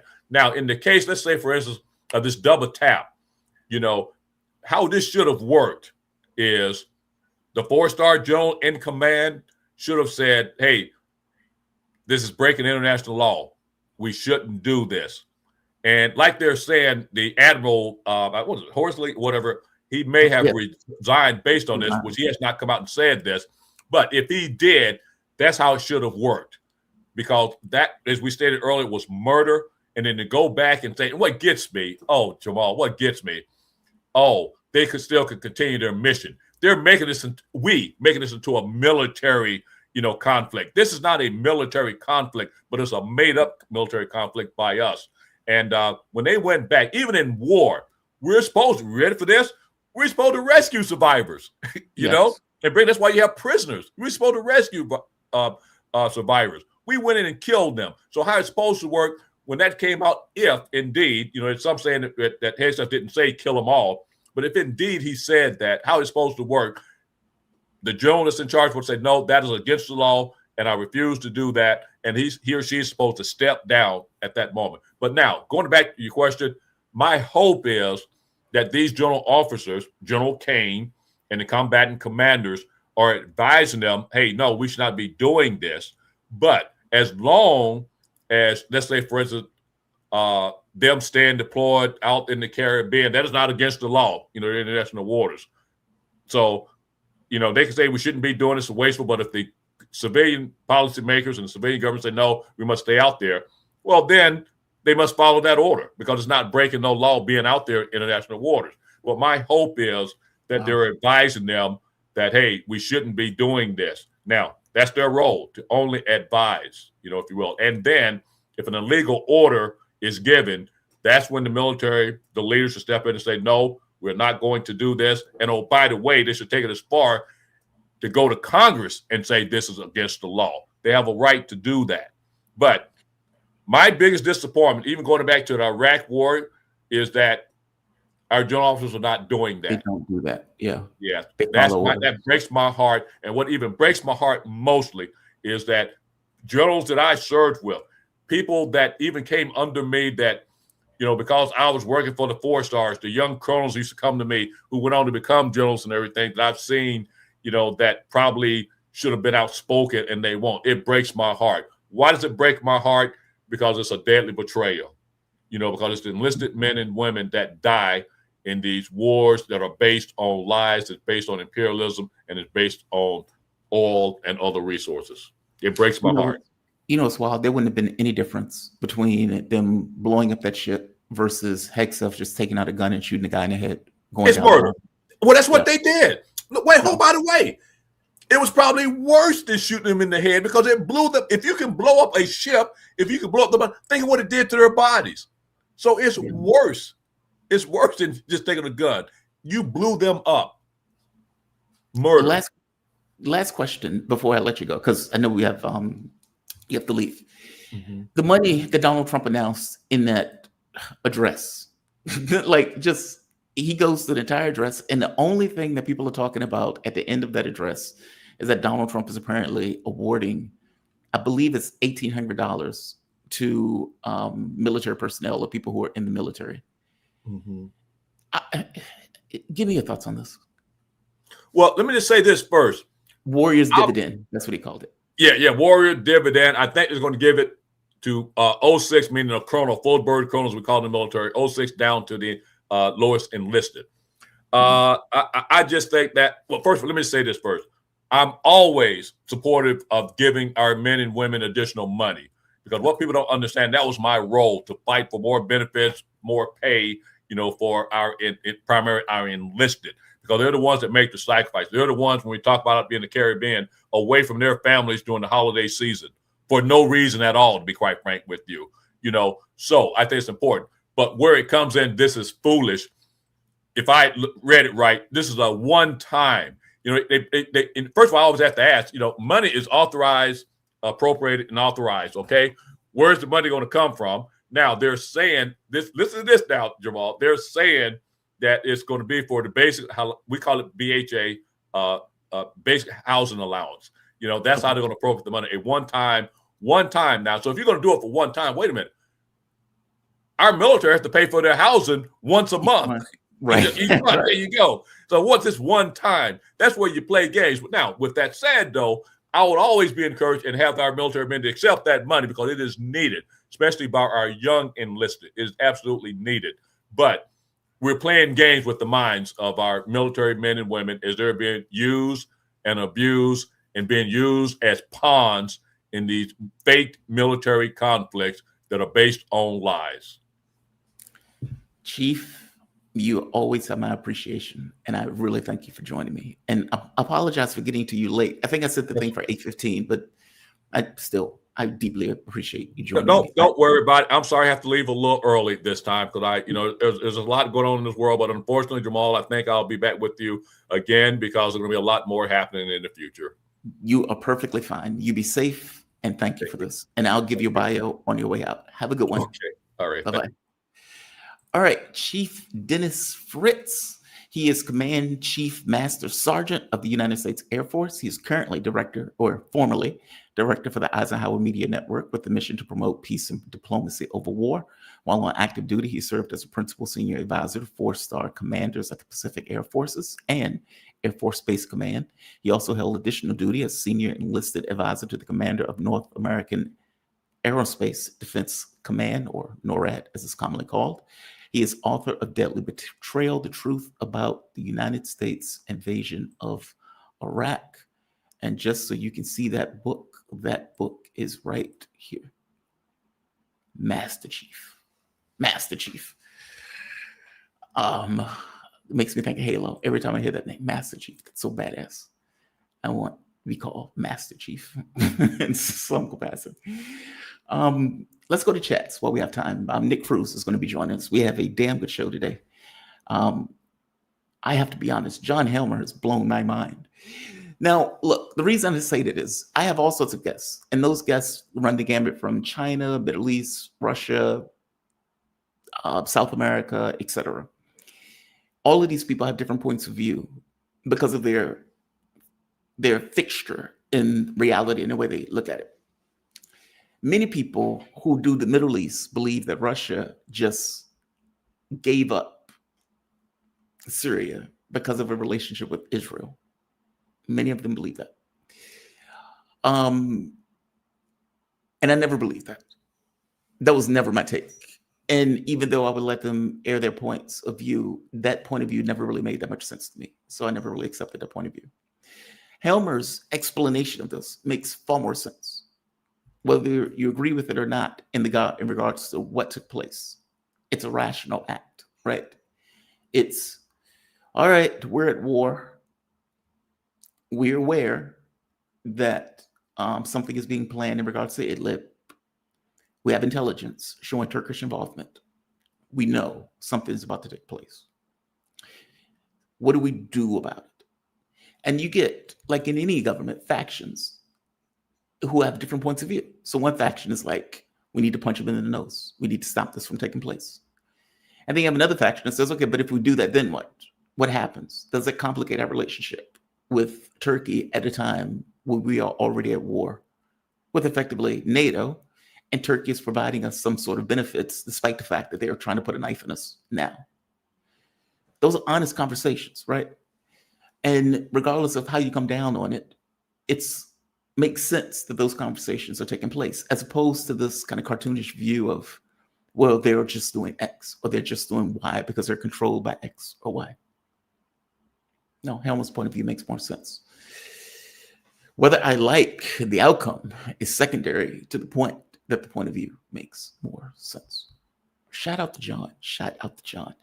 The relationship between Israel and Russia was always complicated to me, and I never fully understood it. Because from my point of view, it's like, why do you have this relationship with a proxy of the United States? That's strange. And even when Sarah Bills used to be on the show, Sarah Bills used to be pissed off, be like, they hate your guts, meaning they hate your country. Why are you giving this much, let's say, influence to people who hate your guts? And this goes to the whole, so however, making this, she didn't say comrade, but this statement of friendship for somebody who effectively hates the government of Russia. No, that stuff has always been complicated to me. I deeply appreciate John breaking that down. Shout out to Dennis for giving this fantastic military breakdown of what is taking place in the Caribbean also. Let's go to chats. Let's go to chats while we have a little bit of time. Nick Cruse is coming up next from Revolutionary Blackout Network. We are going to go over the presidential address. Again, a bait and switch address. Typically, when people give addresses, they're announcing something big. And obviously, the Trump administration knew that he just started a blockade of Venezuela, something that was an act of war, meaning the people who are watching that address were watching it to hear something about the act of war that you've just declared. And it never came up. It's just wild. Abdullah Siraj. Why was Tom Alexandrovich allowed to return home after being arrested in the United States for child predator? Well, he was Israeli. That's why. That's why. There's no magic to it. Donald Trump and the U.S. government gives deference to Israel, even the pedophiles. And so they allowed a pedophile to go home after pedophilia. It answers itself. There's no magic to it. U.S. is single-handedly, oh, wait, who is this? President Jafar. The U.S. is single-handedly destroying CARICOM. They just put travel bans on 2 members of Antigua and Dominica for opposing their aggression on Venezuela. Yes. Yes. Frank Friel. Hope you're doing well, Jamal. The Koch brothers built a refinery specifically for tar sands in the Trump's first administration. Yeah, I imagine they thought they were going to get rich. Here's the thing. Any product that is coming out of the ground of a country belongs to that country. Full stop. A company may come and work with that country to refine, to mine, to do whatever they want to do to it. But at the end of the day, it's a political decision to make the choice of saying we are nationalizing that product for our interests of a particular country, especially these colonized countries that were effectively being raped by these business contracts that were taking place. There's a reason that it took the military takeover in regards to the Sahel states or the AES states. Alliance, basically Sahel states in West Africa, for them to nationalize the gold in their country, because otherwise they weren't going to be able to build their country. Because despite how rich Africa is, many companies and everything else are able to take advantage based on colonial past. Venezuela, correctly, I may add, nationalized a product that was in their best interest to nationalize. They were giving contracts to companies to work with Venezuela to exploit those resources, but the products at that point belonged to Venezuela. That is a political decision. If it's not a political decision, what is? Meaning, what is beyond your political branch if these things aren't political decisions made by the will of the public in regards to their elected governments? If the United States decides we want to have Medicare, And corporations are like, well, we don't like that. Which decision should make more sense? The democratic will of the population that decides we don't want insurance companies, or the companies that are just going to fleece and maximize their profit at the expense of your cancers and physical foibles. I hope you get my point. It has to be a political decision. Otherwise, who is making the choice? Thank you, Frank. Who's next? Healthy green lifestyle. What do you think of Ibrahim Traore in the Sahel? That man is an icon. He's an icon. He really is. And as long as he continues to do what is in the best interest of his population, he would have the support of his population. When he went to Russia, he was looked at as a rock star. And you can imagine why. He's young, good looking, strong, and he made or is making choices and decisions that is to the benefit of his country. That is a positive. This is kind of like a Napoleonic thing, right? Democracy in this case is impossible. The fact of the matter is, is it really a democracy if that democratic process is being thwarted or used as a fig leaf in order to have some kind of external control over your government? Well, at that point, no, it's not the will of the population. If the majority of the population is deciding this is who we want, then how is that not a democratic choice? Even though I know people call it a military junta. I think I've even called it that. The reality of it is he is making choices and decisions that is in the best interest of his country. In fact, all of these countries that are part of AES. They are making choices and decisions, Burkina Faso, Niger, and Mali, that are in the best interest of their governments. And of course, France and Western governments are trying to play spoiler in them and their success, but they are moving forward nonetheless and rebuilding those countries, or let's say building those countries in a way that just wasn't taking place under democratic, or I would call externally controlled democratic order. The guy's a rock star. That's what I think. And as long as he continues to do what's best for states, he will remain so. That doesn't mean that his life is not on the line. It is. It really is. Auntie Anne, maybe the deal between Russia and Israelis is the worst actors won't sabotage Russia as they have in the United States if they can act with impunity outside of Russia. Auntie Anne, I don't know. I mean, I didn't get that sense from... It's complicated. I don't know. I have to be honest with you. This confuses me. It really does. I've only seen Putin hit this once. And he hit it obliquely when he was being criticized and was greatly annoyed by people in either Syria or Iran saying that Russia dropped the ball and didn't necessarily stand by its allies. And he made this comment like, well, 30% of Israelis speak Russian, something to that effect, which gives this impression that, well, I have a population outside of Russia that I need to pay attention to, despite the fact that those people may not even consider themselves Russians. So I don't know. I don't know. I'm not even going to pretend to know. I'm not even going to try to broach it because I don't know. I think John gave one of the best breakdowns, and even in John's way, he pointed out it's complicated.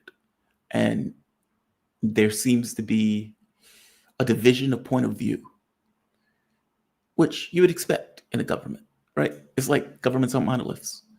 And so you'd expect there to be differences in points of view between, let's say, maybe the general staff, foreign ministry, or the executive branch, just like they are in the US. I think one of the most interesting questions was, if Putin is no longer there, would the person who's following Putin have the similar point of view in regards to Israel, considering Israel's role as a US proxy? And John's point of view was probably not. Meaning, look, Putin is vigorous. He rides bears in his spare time, bare-chested. He knows judo. All of these things are true, right? But he is a man, and all men and all things die. And at some point, perish the thought, because he has been to the benefit of Russia in a way that we haven't had a president be to the benefit of the United States. Meaning, I get the sense that in almost a spiritual way, he defines his role and objective as doing and making Russia safe to the degree that it can be safe, strong, defended, etc. Meaning, I think in his mind, based on policies that he's taken, that he earnestly sees it as his job and mission to leave the country in a better state than when he found it. And keep in mind, we're talking about the Yeltsin years when he came into office.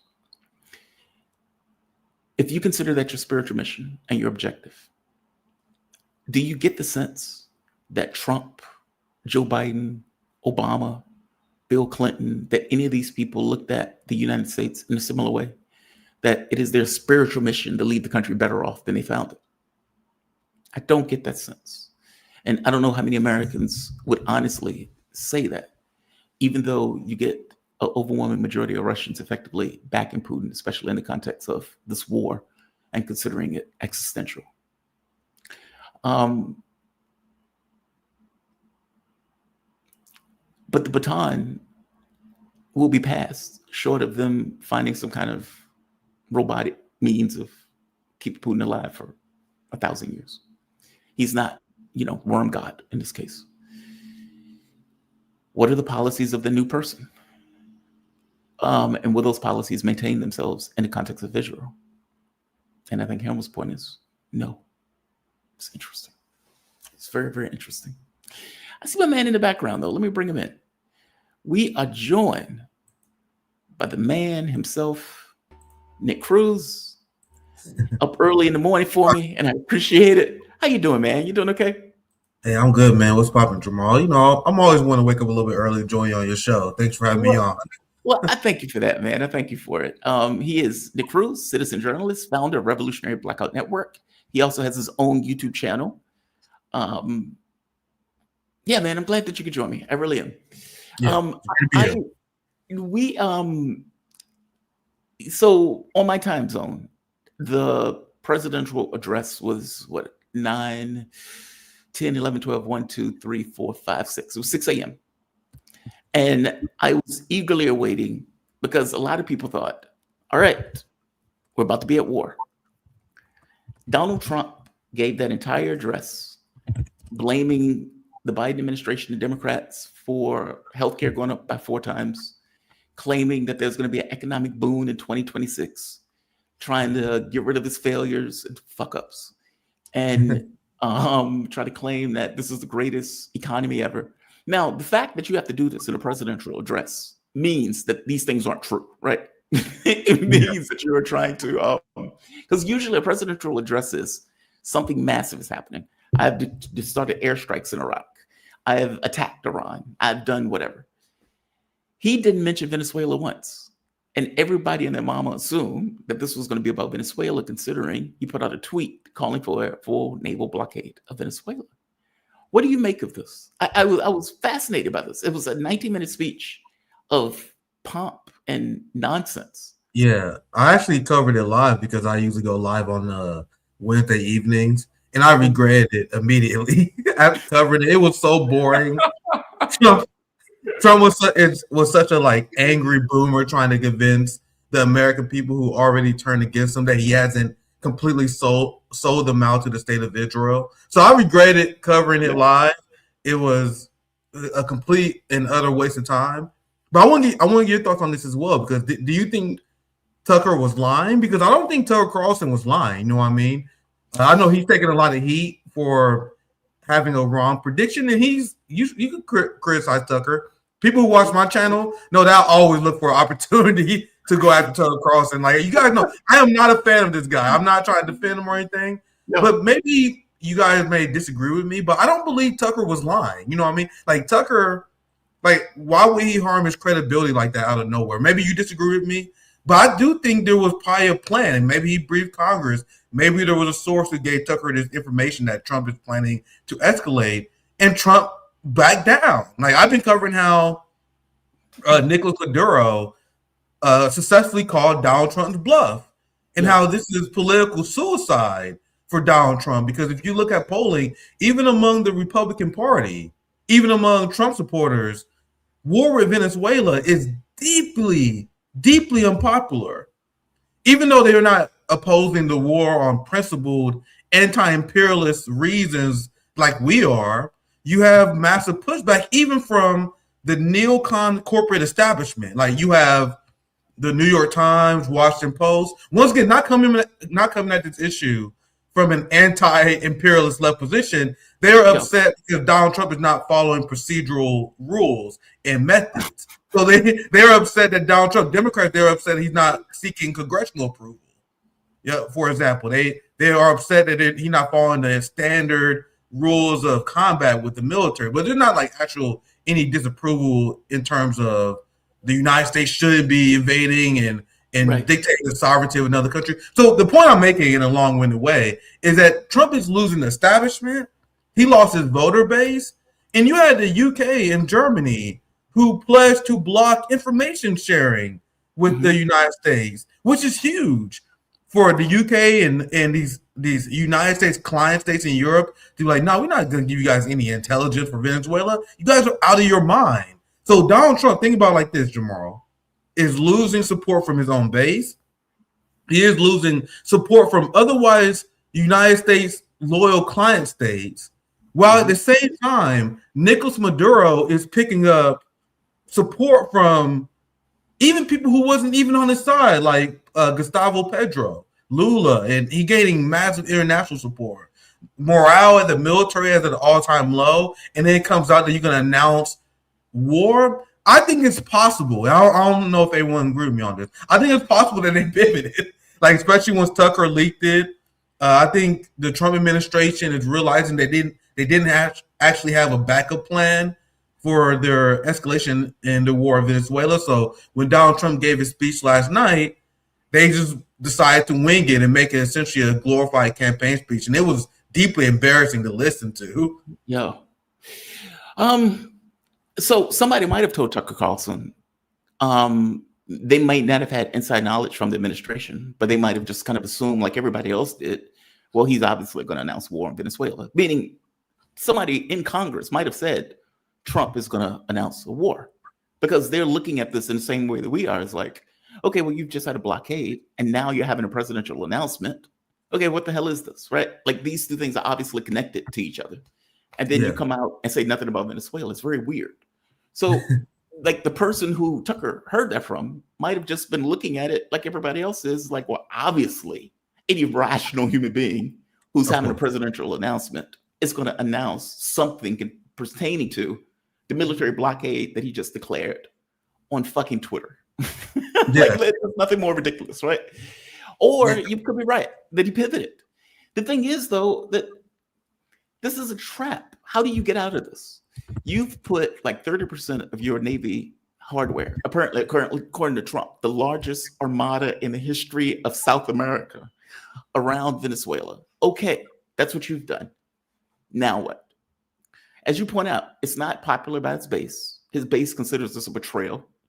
If you're looking at Tucker, MTG, Thomas Massey has been brutal on this issue. I mean, even in the speech in Congress. And so you're looking at like real MAGA people saying, you didn't run on this. What the hell is this? What are you doing? You're taking us to war. And you've put all of these military assets in the Caribbean for what, 2 months? How long are they going to stay there? Like, how long are you really going to keep this much hardware in this particular area? And how do you at some point say, okay, we were just joshing. We're just playing. I know we said we were going to invade and everything else, but we're just joking. How do you back away from that point?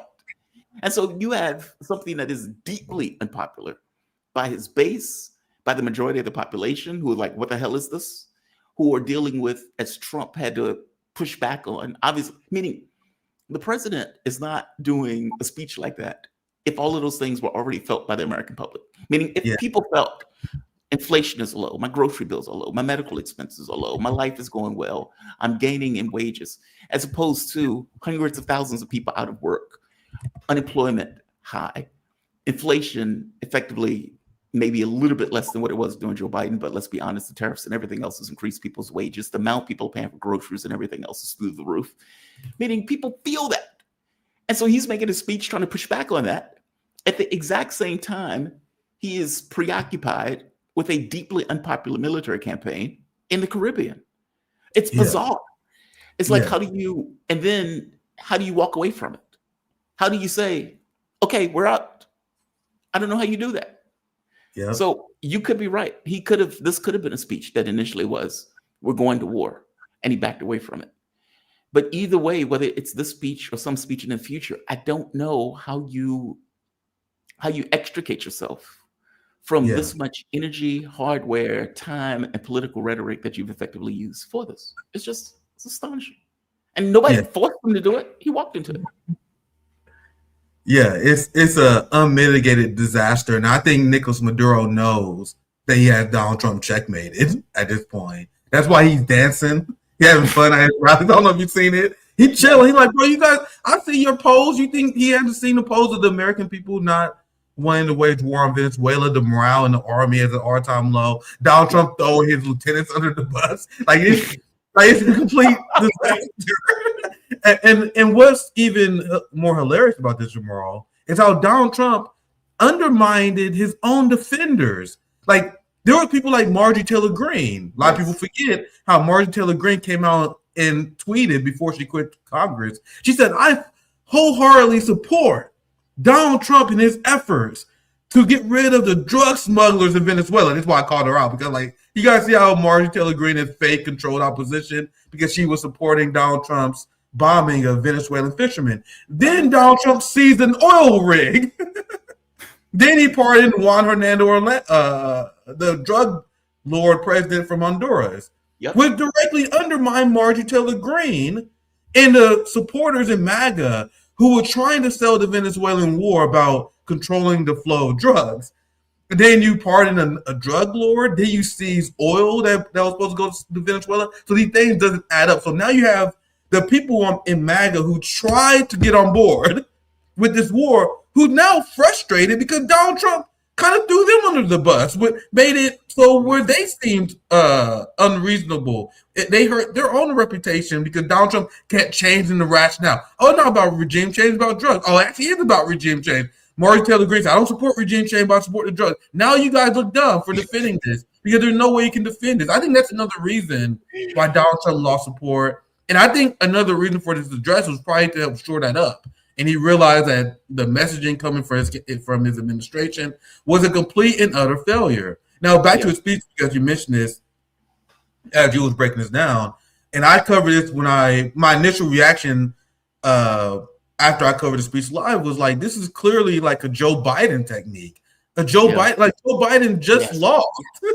Trying to tell the American people that things are going well. And Donald Trump is so absurd that he's going even a level above Joe Biden, where he said it's the affordability hoax. He talks about it like he never heard about the word before. He's on the affordability. The affordability is a hoax. Like, bro, this is what you do when you know you're not running for any office in the future. But he's damning his party. It's political suicide. Donald Trump is essentially cooked. Like, he's completely washed. He's not the same guy he was in 2016, not even 2020. He completely washed.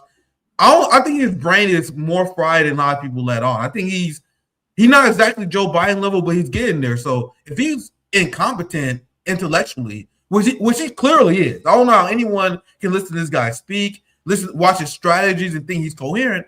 So who actually is controlling the chessboard? Because when I hear Donald Trump speak last night, it's clear it's not him. This guy has no idea what the hell is going on. It's Marian Alderson. She was just bragging about controlling this administration at a campaign event. It's Marco Rubio and all these Zionist swamp monsters. That's why Mark Levin went up and praised Donald Trump as the first Jewish president of the United States, because he's doing the bidding of the shadow oligarch class. Actually, let me correct. I was about to say the likes we've never seen before, but I don't want to be too hyperbolic. But let's just say he's just following the tradition of every single sellout president. And the MAGA people who support this guy should be embarrassed, because he's embarrassing to this country. Agreed. Yeah, I don't think it's the tail wagging the dog. I think it's the dog wagging the tail.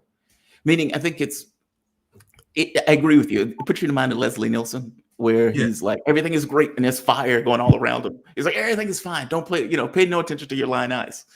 This is a fantastic economy, and nobody believes that. Like nobody believes that, and so it's like the idea that you're doing a speech to try to convince people of something that those people inherently know it's true because they actually make groceries. They buy chicken, they buy flour and rice and all of these other things, and they can see it hitting their wallet.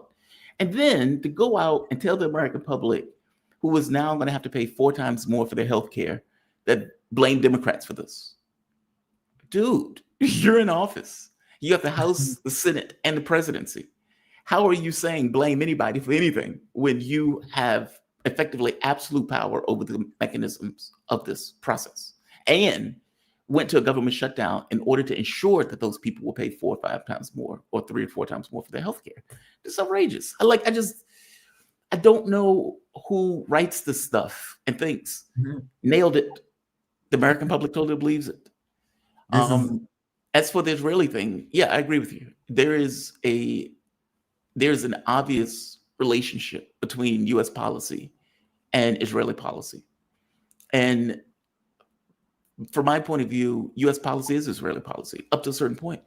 It's the U.S. uses Israel as a proxy to accomplish their objectives in the Middle East with a certain cynical distance where they can say, oh, Trump and Netanyahu, they're yelling at each other and they're at odds with each other. And it's like, get the fuck out of here. They're like, in fact, there was an article that just came out that pointed out that the Trump administration wanted people to believe that there was a discrepancy between these two things when there is no daylight between these two things.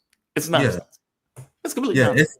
It's the same storyline that they did under the Joe Biden administration. The entire Joe Biden is getting frustrated with Netanyahu.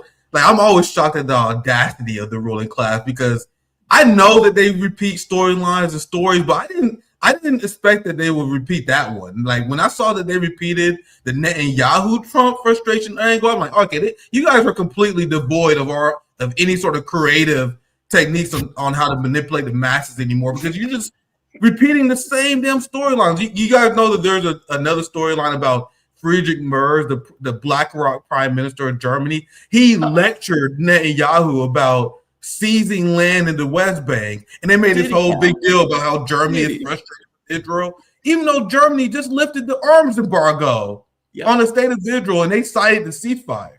And that's why the ceasefire was a massive scam.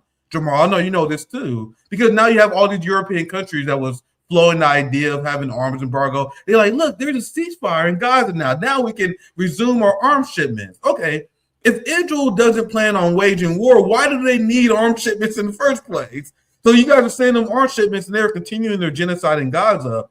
And they are effectively engaging in the annexation of the West Bank as we speak right now. And Germany and the European countries are now like, doing this thing with like, oh, we want to wag our finger over the West Bank while still sending weapons. The same thing that Donald Trump is doing. Donald Trump and his administration apparently scolded Netanyahu for violating the ceasefire while protecting Israel every step of the way on the international order. It's these same lame tricks that worked on the boomers, but it's not working on us. And because we see through the tricks and the mirage that they laid out in front of us, and you explain perfectly my position. I think it's like the debate is mostly about the chicken or the egg. Like, does the United States run Israel? Does Israel run the United States? I think you explained it perfectly. Like, Israel is a colonial outpost of the West. It's something that they are deeply, deeply invested in because it's their pet imperial project on the chessboard of this Game of Thrones game that they play on the world stage. So the same way that they use Taiwan as an imperial outpost to destabilize China, the same way they are using Ukraine as an imperial outpost to destabilize Russia, Israel has been, and this is what Malcolm X and Kwame Ture laid out, how it was a plan by the imperialists in order to colonize the Middle East. So they view the Middle East as theirs. And if you study generations of the ruling class, like when you look at Napoleon, when you look at all these European conquerors, it's been something that's been an ambition of theirs for generations to tame the Arabs, to tame the Middle East. And now they have the audacity to do the unthinkable, to tame China using Taiwan. Like these are imperialist strategies that they are engaged in. So when people wonder why they're willing to engage in mass censorship and and essentially implement fascism, because the UK and Germany is an outright fascist state, and you can make the argument about the United States. You guys know I'm a Marxist. I love making an argument about the United States that it's a fascist state, but it's completely undeniable that the UK has descended into full-blown fascism to protect their pet colony, Israel. You know, they're arresting nearly 30 people per day in the UK, which is by far the most in the world. There's not even a close second. As the UK is mass arresting citizens for opposing Israel, those same people will turn around and tell you how Russia and China and the DPRK is extremely authoritarian. So the West has completely fallen to xenofascism. And in the debate, because there are a lot of people like, man, you can't say that Israel runs the United States. You can't, because it's one machine. No, it's an entire imperialist project. And whether you want to say Israel controls the United States run Israel, to me, I think you should change your messaging based on what works for your audience. If I'm going to be 100% real, because I don't think that Israel runs the United States. Like, I don't personally believe that. But if I'm talking to a MAGA person, if I'm talking to some redneck, you goddamn right, I'm gonna tell you, hey man, our government is completely occupied by Zion. They believe it. Yeah, they will believe that. That's how you convince people, because it's not like untrue. It is who controls who. To me, it's just more of a nerdy debate. But I use whatever talking point you need to use to turn people against Israel. I think the best thing you can use on white America as a whole is telling them that Israel occupies the United States. It's a very great talking point. We got to engage in propaganda too, guys. Even though I don't even necessarily agree with it, I would say, hey, man, we got to take our country back. You know, they love saying that kind of stuff. We got to take our country back, Jamal. I'm like, yeah, let's take our country back from the Zionist scourge. And I think that's really, I think use whatever talking point helps. That's why I'm in that camp. You know what I mean? Let's say use whatever works. If you need a hammer, you need a crowbar, whatever works, whatever dislodges them. I had this conversation, I think, with Caleb, where we were having this conversation about working with MAGA or people on, let's say, specific items, like basically working with people on the particular items that you agree with them on. And there was pushback on that point from the audience member saying, well, he only saying that because he's white. He doesn't care about race. And I even had this conversation with Ajamu Baraka. And he was also on this thing of race is the thing that matters. Economics matters. Yeah, but race is the thing that also matters more. And you have to take that into consideration when you're effectively making political coalitions. Where do you fall on that? I mean, do you think the political coalition thing is even possible because MAGA is not orthodox politics. Meaning these guys often hate the Republican Party, even though they may vote Republican because they're guys in the Republican Party. Yeah. But they tend to be distrustful of government. Give me your take on that before we step into that. I'm just curious on how you see it. Yeah, as I know there's a lot of people who say that it's a waste of time to organize with conservatives or MAGA voters. They tend to be from blue states. That's something I noticed. I noticed that people like, oh, there's no point even reaching out to these people because they're racist, they're bigots. They tend to come from more liberal cities and liberal. I'll always look at their locations whenever I see someone say that. They'll be from New York. It'd be someone from California. Like, this is why we never organize with MAGA. As they organize them with liberals, they organize with liberals. As they say, it's impossible to organize with the poor white racists. Let me tell you guys something. I live in Missouri. Like, there's not a lot of great options in terms of organizing if you're looking for the perfect socially liberal comrade. Because there are a lot of people who are like, oh, I wouldn't support anyone who has socially conservative beliefs. Then you're not organizing the working class. And to me, there's nothing more cringe than like a white leftist who is afraid to be in the trenches with his racist family members, with the racist community, and trying to win them over on class war. If you're a white comrade and you're not willing to do that, you're not doing your job. It's your job to try to win over your racist family members and engage them into class war. And if you're not doing that, then what is exactly the point of politics? And and I strongly reject the idea that we should organize based on race or that we shouldn't try because someone is white or whatever. That's absurd. Like if you look at history, the history of the human race is the history of the working class organizing based on race. And if you study history, you know that the concept of organizing based on race has been a massive, gigantic failure. Like poor white peasants, they was manipulated by the ruling class, the rich white elites who manipulate them to hate people who look differently than them, and many of them fell for it, which is why life expectancy rates in London was so pathetic in the 1800s, 1900s. That's why there's so many poor white Americans. Think about how pathetic your resistance is. You're poor and white in America. The United States stole trillions of dollars, trillions, from Africa, from South America, and through multiple imperial conquests in the Middle East. But despite all these imperial conquests, they still left their ass poor and white.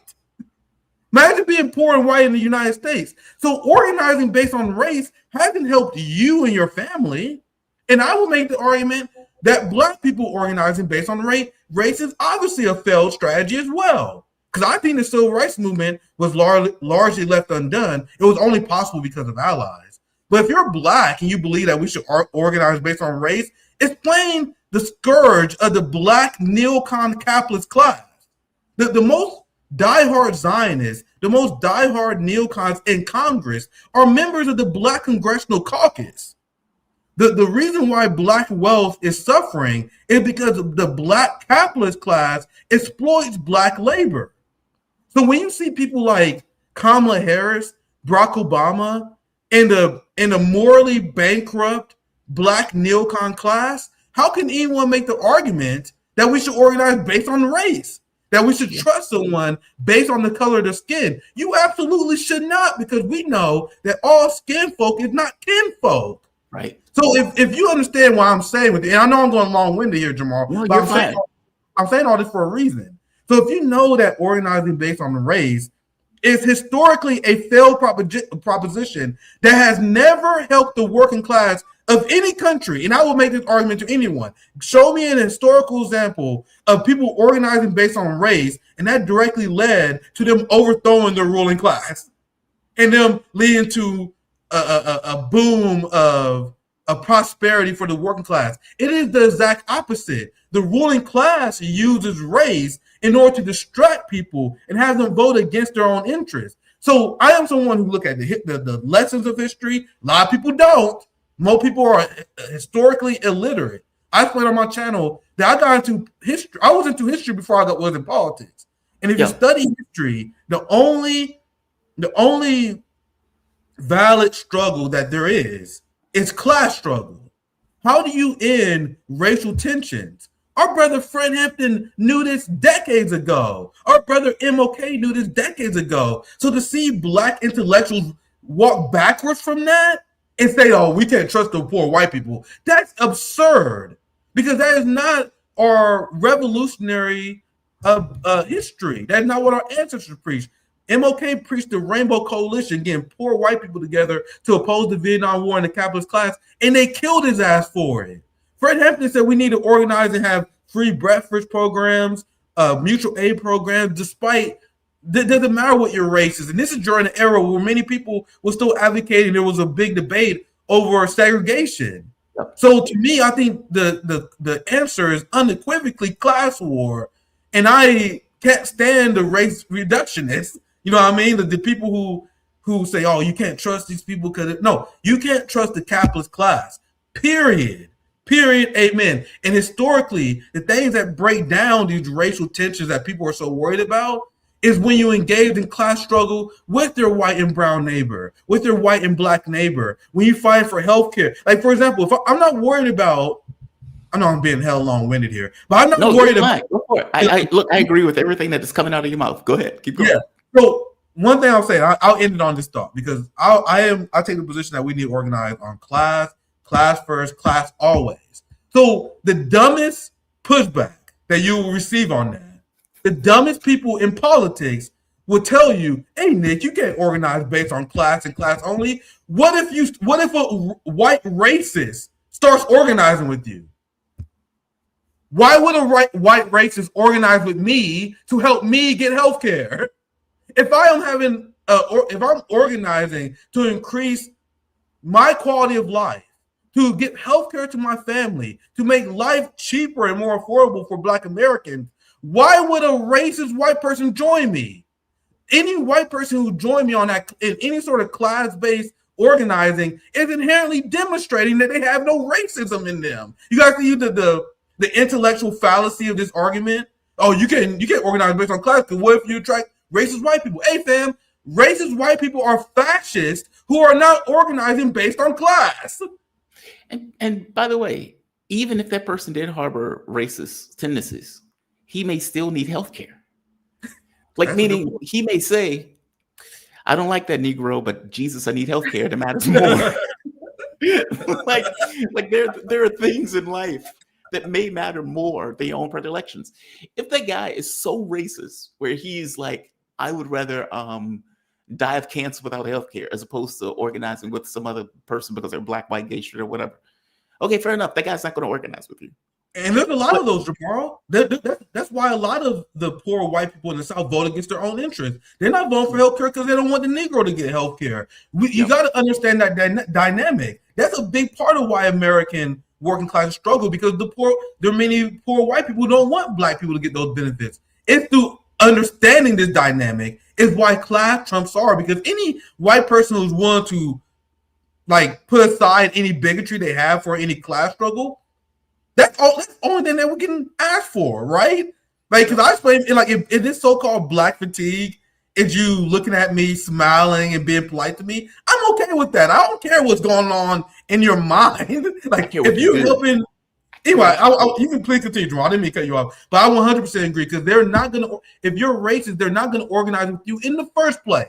Period. Yeah. Amen. That's why I think, even being obsessed with that is a tool of the capitalist class. That's why, when you listen to Democrats and neoliberals, they are creepy to me, Jamal.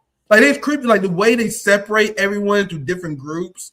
They're like, oh, you need to have this messaging for the Latino vote. Oh, don't you know the Black vote? The way you guys separate people is creepy. A person's value is nothing but how they are categorized on a spreadsheet. I think that's extremely anti-human. And I think I believe that Marxism, for example, is the most pro-human ideology, and we shouldn't be getting involved in this spreadsheets of human life. Oh, he's Black, he's white, he's Latino. No, we need to organize based on class and class alone. That's what I truly believe, because there's been many of these radical brothers and sisters who are like, oh man, we can't organize with the whites. We got to organize only with ourselves. What have they accomplished? Whatever they accomplished for the Black working class? Not a goddamn thing. And I want to get victories. I want to have success. And I want to actually improve the quality of life of our people, because you won't ever find anyone who's more pro-Black than me, period. Right? We in a scenario where the racial income inequality gap between Black Americans and white Americans is higher than the peak of the civil rights movement in the 60s. Black liberalism has failed. Organizing based on the race has failed, and Black people shifting away from socialism, in my opinion, is one of the reasons why our community is struggling so much. We embrace neoliberal capitalism, we embrace individualism, and now our community is struggling because of it. I think we need to look back at our past, look back at what our revolutionary ancestors preached: rainbow coalitions, organizing among ourselves, taking care of our community, that kind of stuff. I think a lot of people in our community abandon that. I think that's a lot of what we're going through right now. 1,000% agree. And I think part of the reason that they abandoned it was for political reasons. Absolutely. I mean, if you think of, let's say Clinton, for example, and let's say these New Deal or these third way Democrats, and what was their thing? Well, we can take money from the capitalist class. We're going to forego unions. And okay, so now we need some kind of rationale for existence. Because the very fact that we're taking money from the capitalist class creates a contradiction if indeed you're trying to get healthcare, education, increase the Social Security, increase the minimum wage. Well, the capitalist class has those things, don't care about those things. And so what are you going to use as a political vehicle? Oh, I know. You're white, you're black, you're gay, you're straight, you're trans, you're hermaphrodite, you're Eskimo. Meaning you have all of these different features and your identity is super important to you. And we care so much about your identity. Hey, don't worry about the economic stuff. Let's focus on your identity stuff. And so then you get trans kids and surgeries, whatnot. And this stuff obviously gets played up by the Republican side, but they focus on issues of identity. So, hey, we put this trans person into this leadership position. We put this black person into this leadership position. Here's this Hispanic person who knows your pain into this leadership position. And they don't do a goddamn thing for you because that's not their mindset. Being put there. It's almost like the shiny object is enough. And to your point, the shiny object is not enough. Like self-interest is a powerful thing. And regardless of your race, sex, whatever else, if you have kids, if you have a house note, if you got to buy groceries, if you need the cost of rent, all of these things are going to bite into you just like it bites into everybody else. That seems to be a better organizing principle as opposed to, hey, you're black, so let's work with that. Or you're gay or you're whatever. The economic, the stuff that's, the pains of life seems to be the thing to organize around. And that seems to be more effective. But if you're a political entity and you are getting billions of dollars to run, then maybe that's difficult for you to use as a political vehicle when you're taking money from the very people who you are effectively, ostensibly organizing against. So no, I agree with you on this. I think it's more of a political ploy by, let's say, a political party that sold its soul every bit as much as the other political party to oligarchs. And they can't bring themselves to go in that particular direction because that direction contradicts how they make their money and how they make their political career and their life. No, I agree with you. 1,000% agree with you on this. Economics matter more. Yeah, I think this is a great conversation as always, my brother. But I just want to, I think we need black liberals to understand they're having a hard time admitting this. Like if you talk to like black boomers, like older Gen X black liberals, they will have a hard. I don't think they will. I don't know they will admit this. I don't know if black liberals will admit this as a whole, but representation failed. Like you understand their theory, right? Like I want to take this time because I want to win. Like take this time and forgive yourself. Like if you was wrong about this, it's okay. Move on. Learn from your lesson. The problem is people are stubborn, Jamal. Like they don't want to be known as that motherfucker who was wrong for decades because their theory of the case, the black liberal theory of the case, since they decided to reject socialism and class war, was that all we needed was representation. Meaning, if you have black faces in high places, they will naturally represent the interests of an entire race. So instead of engaging, you see how ridiculous that sounds at face value, because we know that failed, but there's been a dominant political strategy of minority groups in the United States that the ruling class brainwash people into thinking is a legitimate strategy. And if you think about it, it is actually a more deranged form of race science than what you see from Nazi right-wingers. It's liberal race science, as if like a member, like all members of race are connected like with telepathy or whatever, and all you gotta do is vote for a black senator, and that black senator will represent the interest and share the interest of every single black person because we are inherently connected by our race. You guys see how that's liberal race science that goes way the idea that all you gotta do is just vote for someone who look like you. Can we admit that failed? It is complete junk, the idea of representation. Because Colin Powell explained, he's like, man, racism is not a big deal in the United States. Don't you know that all you gotta do is become a cop? Don't you know all you gotta do is become a member of the military, enforce the imperial regime? Like, he understood that the way to become successful and black in this country, or successful or whatever, is by selling out your own community. That's the failure of representation. That's why Barack Obama sold out the black community. He sided with the banks during the 2008 financial crisis. And I was a young, dumb liberal back then, Jamal. I was like, we got representation. Man, I was young and I was dumb. Yeah, we got representation. This motherfucker representing the banks. Just So Jackson crying at just Obama's need- inauguration. Do you remember that? He comes out just Yeah. weeping. Yes, I just need people to acknowledge that the whole representation thing has failed. So it represent the reason why they put representation because it was a way to divert away from class solidarity. Yeah. So you just instead of engaging in class warfare, just support a black millionaire. Don't you know that black millionaire will inherently have your own interest in mind because you're black too. If you're a Latino, support the Latino millionaire. Because don't you know that Latinos all think the same? You guys see how this is actually a kind of a deranged view of race in general? And this is the kind of thing that pulled me away from this stuff. This is why. But that's what they do, though. That is how they use it. I mean, Yeah. like, think of Richard Nixon did this once, where I think it's in the Nixon tapes, where he puts a woman in a position and he knows she's going to fail. Like, he knows it. like flesh to bone, he knows she's going to fail. And Nixon is sitting behind the scenes like, when she fails, this is going to set women back for a decade. He's like, oh, an asshole, right? But this is the way they thought, right? If we put a woman in a position, then obviously this is a gateway for all women because she's going to represent all women. And it's like, no, the position, like, if you put, what's that woman? The woman who was Joe Biden's press secretary, Pierre. When Pierre is in that position, she's not representing all lesbians or all black people. Absolutely. She's representing the administration. And, you know, when she's talking after the fact and they're asking her about Gaza, she's like, dude, I was doing my job. What do you expect me to do? Like, meaning regardless of what I thought, I'm just doing my job. It's that. It's not like she is an icon for all Haitian lesbians out there. She is a person who was hired to do a job. No more, no less. You can say that there is some esoteric benefit to having a person break that ceiling. Okay, fair enough.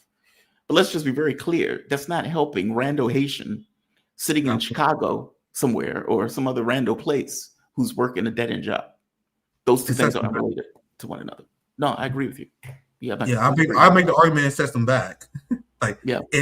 It put them in an ideological pigeonhole that the only way you can make it and be successful if you're black in this country if you sell out your communities. To me, I think that's a worse message to send. I'd rather not have them. Like, I'd rather have no black people in government. That's what that means. Like, I want the message to be clear that, you know, you don't get power in if you're black, if you're selling out our community. To me, I think that's a negative. Like, I think representation is important because no, if you had to sell out get your position in the first place, it's a harmful message sent to our communities. And Karine Jean-Pierre is fucking hilarious because you referenced the interview, which I think one of the funniest interviews I've ever seen, because she was asked point blank, she's like, hey, you know, there are a lot of kids who died in Gaza. You know, Karine, do you regret any of that? And she was like, no, I don't regret that at all. Just do my job. Like, complete psychopath. Like, imagine being that much of a psychopath. Like, do you regret all the dead kids in Gaza? She's like, no, not really. I don't give a fuck. Like, imagine being that much of a career climber, bro. If you guys haven't seen it, watch that interview. She's a straight up psychopath. She knows she don't have to play politics anymore. She's like, I don't regret anything I did. I got the bag. I don't give a fuck about any of that. But see, that's the wild part. You guys are comfortable organizing with her? Like, so if you're one of the people go ahead, Jamal. No, I'm sorry. I was just going to say that's the wild part. It's almost like you have to be that person to even get to that position. Yeah. And if you're one of the people who believe that we should organize based on race, you tell me that I'm supposed to organize with this psychopath Karine Jean-Pierre? I don't want her anywhere near me or my community. Like, she can party with the white boys for all I care. I don't want her anywhere near me. That's why I reject that, because that in order to climb as a Negro in the West, you have to be a psychopath. You have to be someone like Karine Jean-Pierre and Colin Powell. You got to be like Cory Booker and all these sellouts, because I explain it on my show all the time, because people talk about Jasmine Crockett, who's another psychopath. Like another, she voted for, you guys realize she voted to defund UNRWA? She voted to starve Palestinians. And then you got these black liberals like, if you don't support Jasmine Crockett, you're a racist misogynist. And then I was bashing Jasmine Crockett, and black leftists were bashing her, obviously. And they were like, see, this is just another example of the inherent misogyny in black men. Like, my criticism. Meanwhile, your girl boss is voting to starve children. And you guys realize that this is a ongoing negative implication of Barack Obama, because it's not something to brag over because the bar is low. But before Barack Obama, the Black Congressional Caucus was the most anti-war caucus in the Congress. Yes. Not anything to brag about, but it is something that you can know. Yes. Barbara Lee voting against the Afghanistan war, for example. Yes. The Iraq war, yeah. Then what happened, Jamal?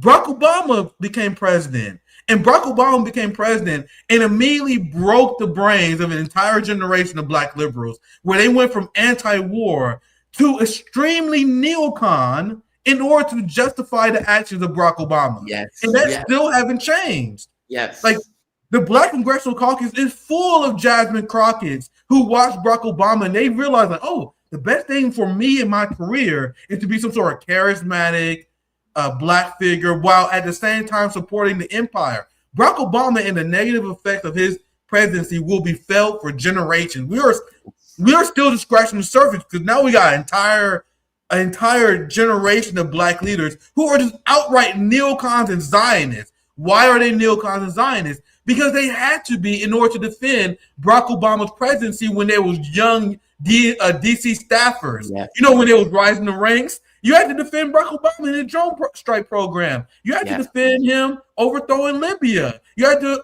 defend him in his conquest of Syria. So if you're doing that during your entire political development, we have Black boomers who are obsessed with arguing with the conservatives who rightfully annoyed us, like the Rush Limbaughs, you know what I mean? But you've been entrenched in defending this war criminal so much that you shifted the entirety of the Black community to the right. Why is there New York Democrats voting for Eric Adams in New York? I know. That's why I had to fire dude, Jamal. I'm trying to wake up our community, man. Like, Black liberalism rotted the brains of our community. Like, the idea, like Zoran Mamdani, I don't like the guy, but he only won the youth Black vote. But meanwhile, every single Black person above the age 40 is voting for neoliberals. What the fuck happened? What happened? I can write a book about it, but I spare you your audience. I think Black celebrity culture, Beyonce shaking her ass for the DNC, that's another big part of it. I can write a book about that tomorrow, how the Black sellout class preach neoliberalism, individualism, materialism. All these things had a negative impact on our culture. We was about collectivism. We were like, socialism was inherent in the Black community. That's how we survived the era of Jim Crow. Do you guys think we survived the era of Jim Crow and harsh Black code laws through rugged individualism? You think that's how we survived it? No, we always engaged in collectivism. The Black Panther was an explicitly Black Marxist-Leninist organization. And then you have fucking Black liberals. You have these capitalists like LeBron James. They have books of Fred Hampton and pretend they're fans of the Black Panthers. Hey, asshole, the Black Panther was explicitly Marxist-Leninist. Okay? All right, I end my rant there. I can continue all day, but go ahead, Jamal.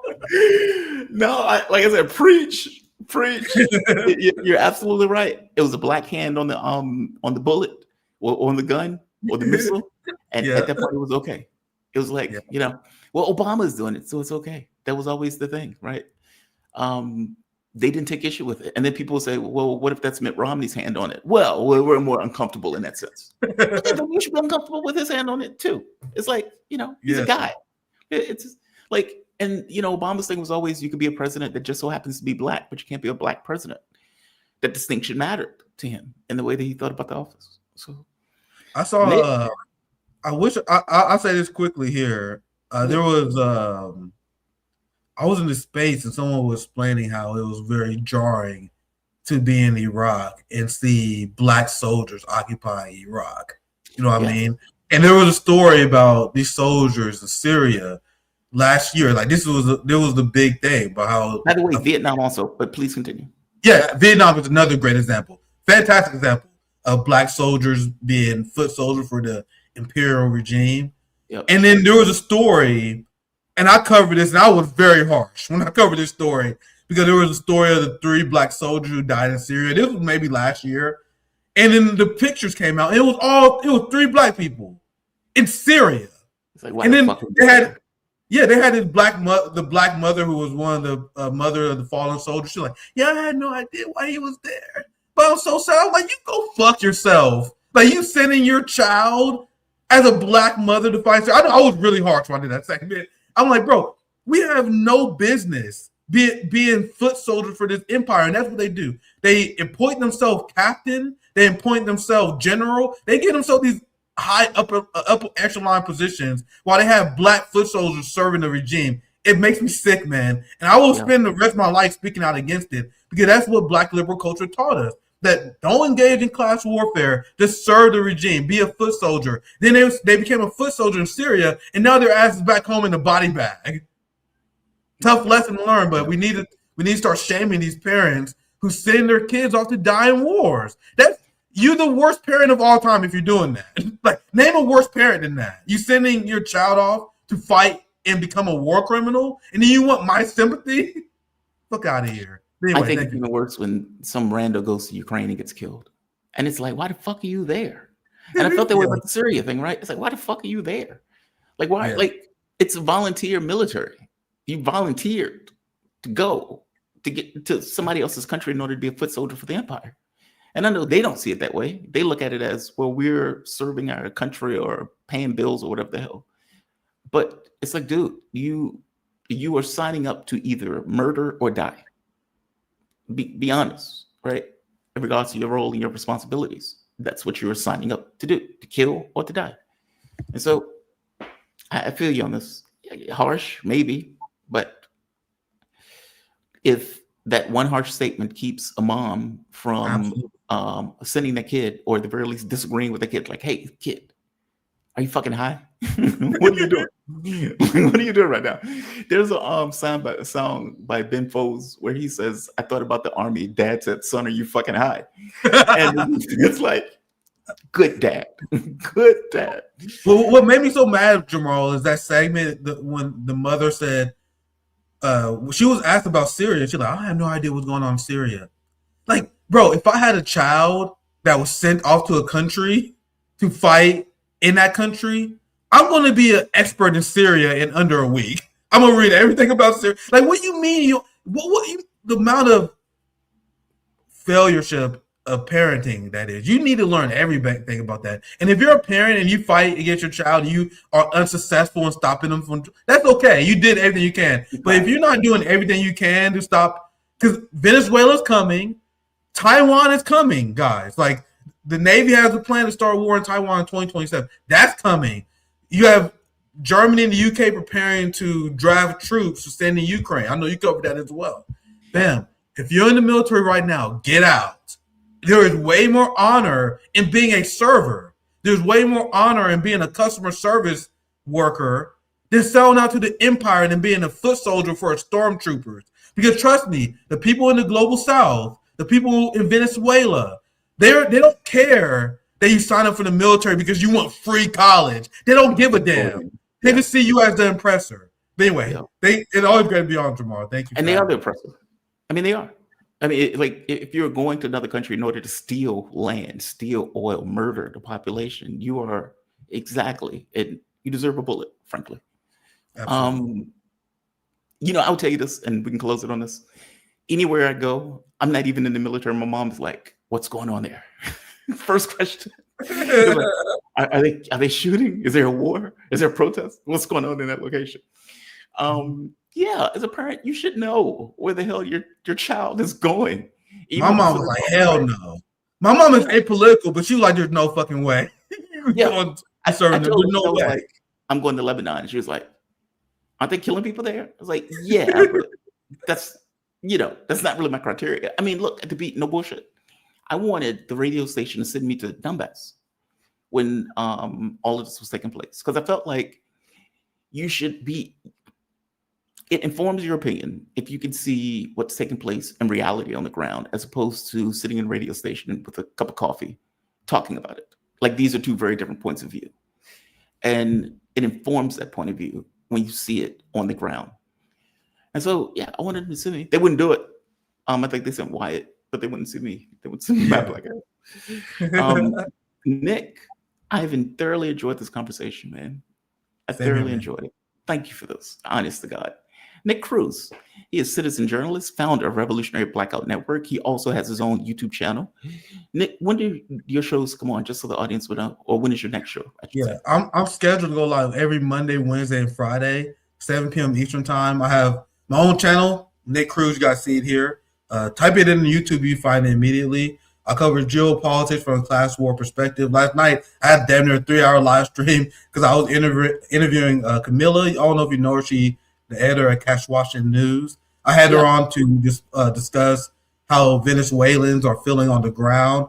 They're ready to fight and defend their country against the imperial regime. She explains that. She explained how the country is rallying behind Maduro. Even elements who was opposed to Maduro. This go back to our conversation about how Maduro is actually being strengthened by Trump's imperial regime. He hasn't been checkmate. That's the whole conversation that we had on our channel. So I interviewed her and also had my live reaction to Trump's speech, as well as covering a lot of other breaking geopolitical news. So make sure you guys follow me on Nick Cruse.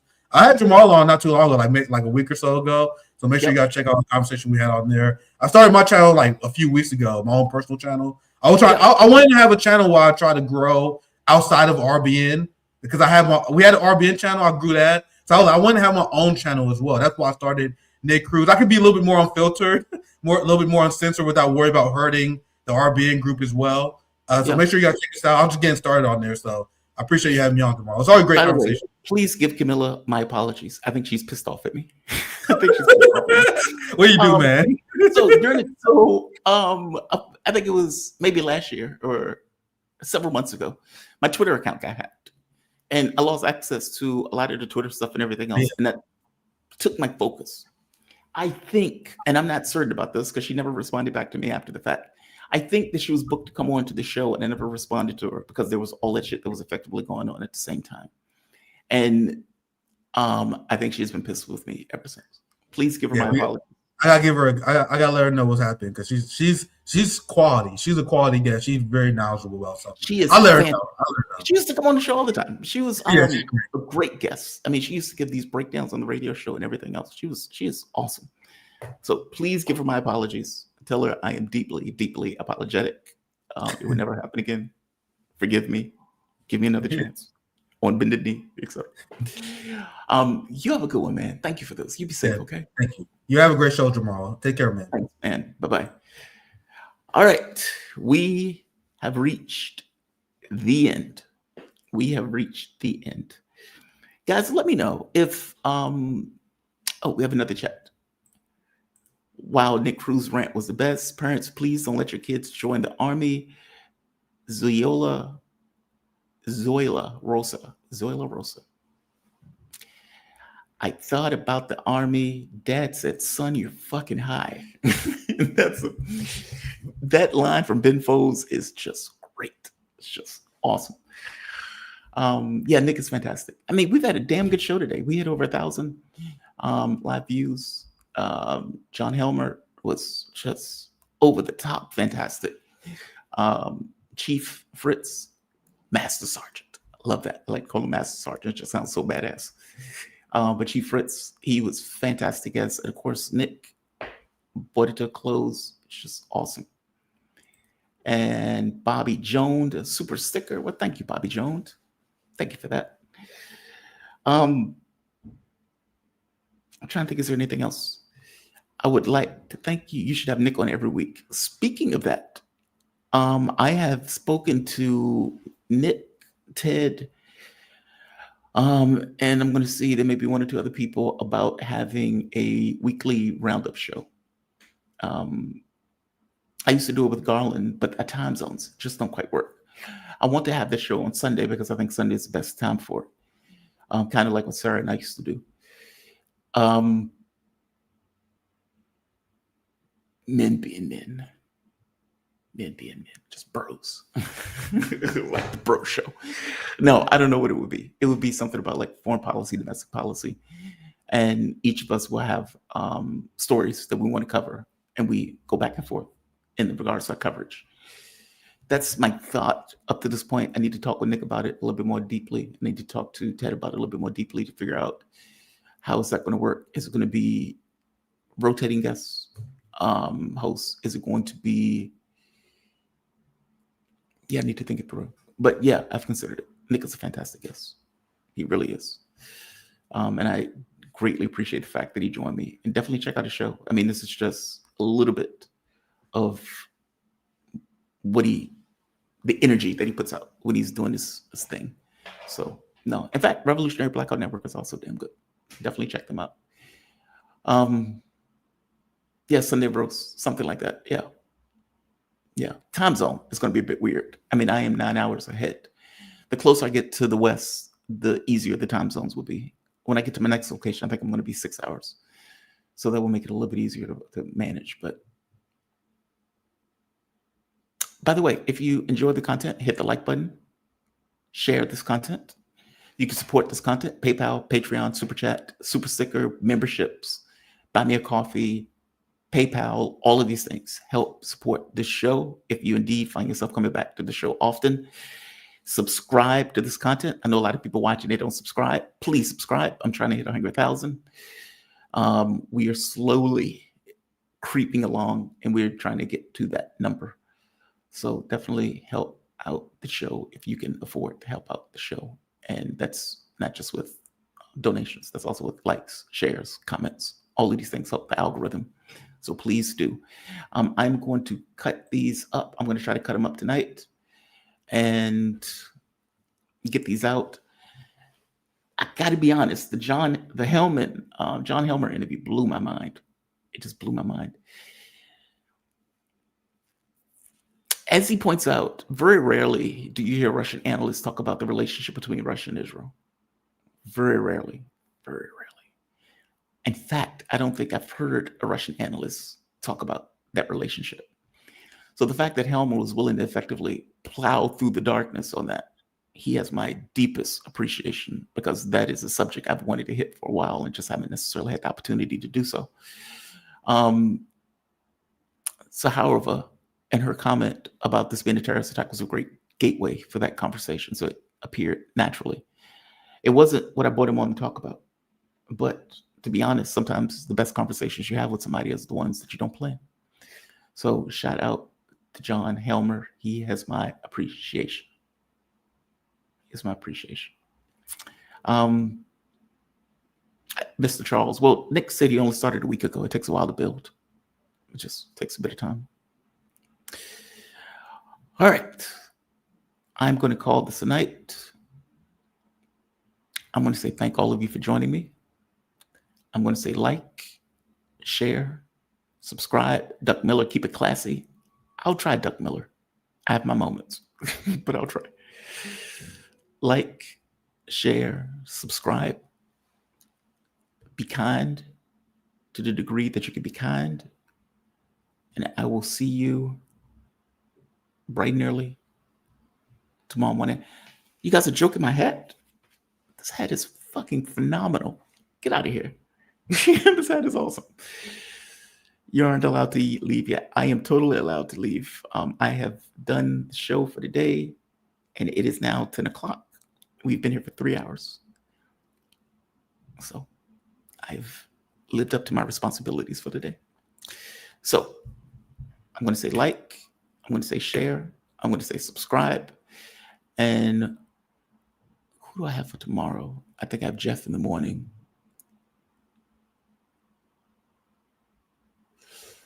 I need to build out the rest of the show. Yeah, booking is always tough because you try to allow guests time to rest. And so you can't book the same guests over and over and over and over. I would love to have John Helmer every week, honest to God. And maybe I'll ask him if he's willing to do that. I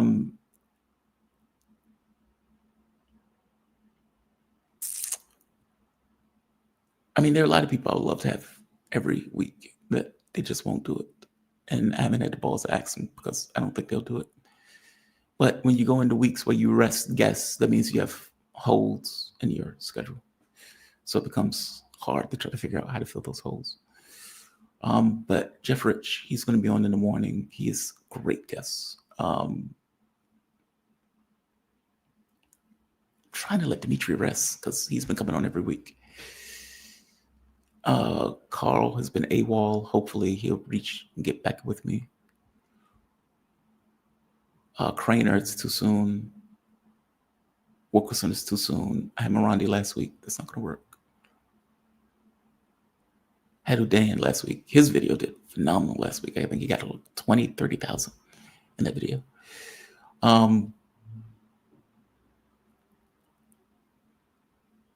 Yeah, I've tried to work it out. You all be kind to the degree that you can be kind, be safe. And I will see you either way tomorrow morning. Have a good one all. Thanks all.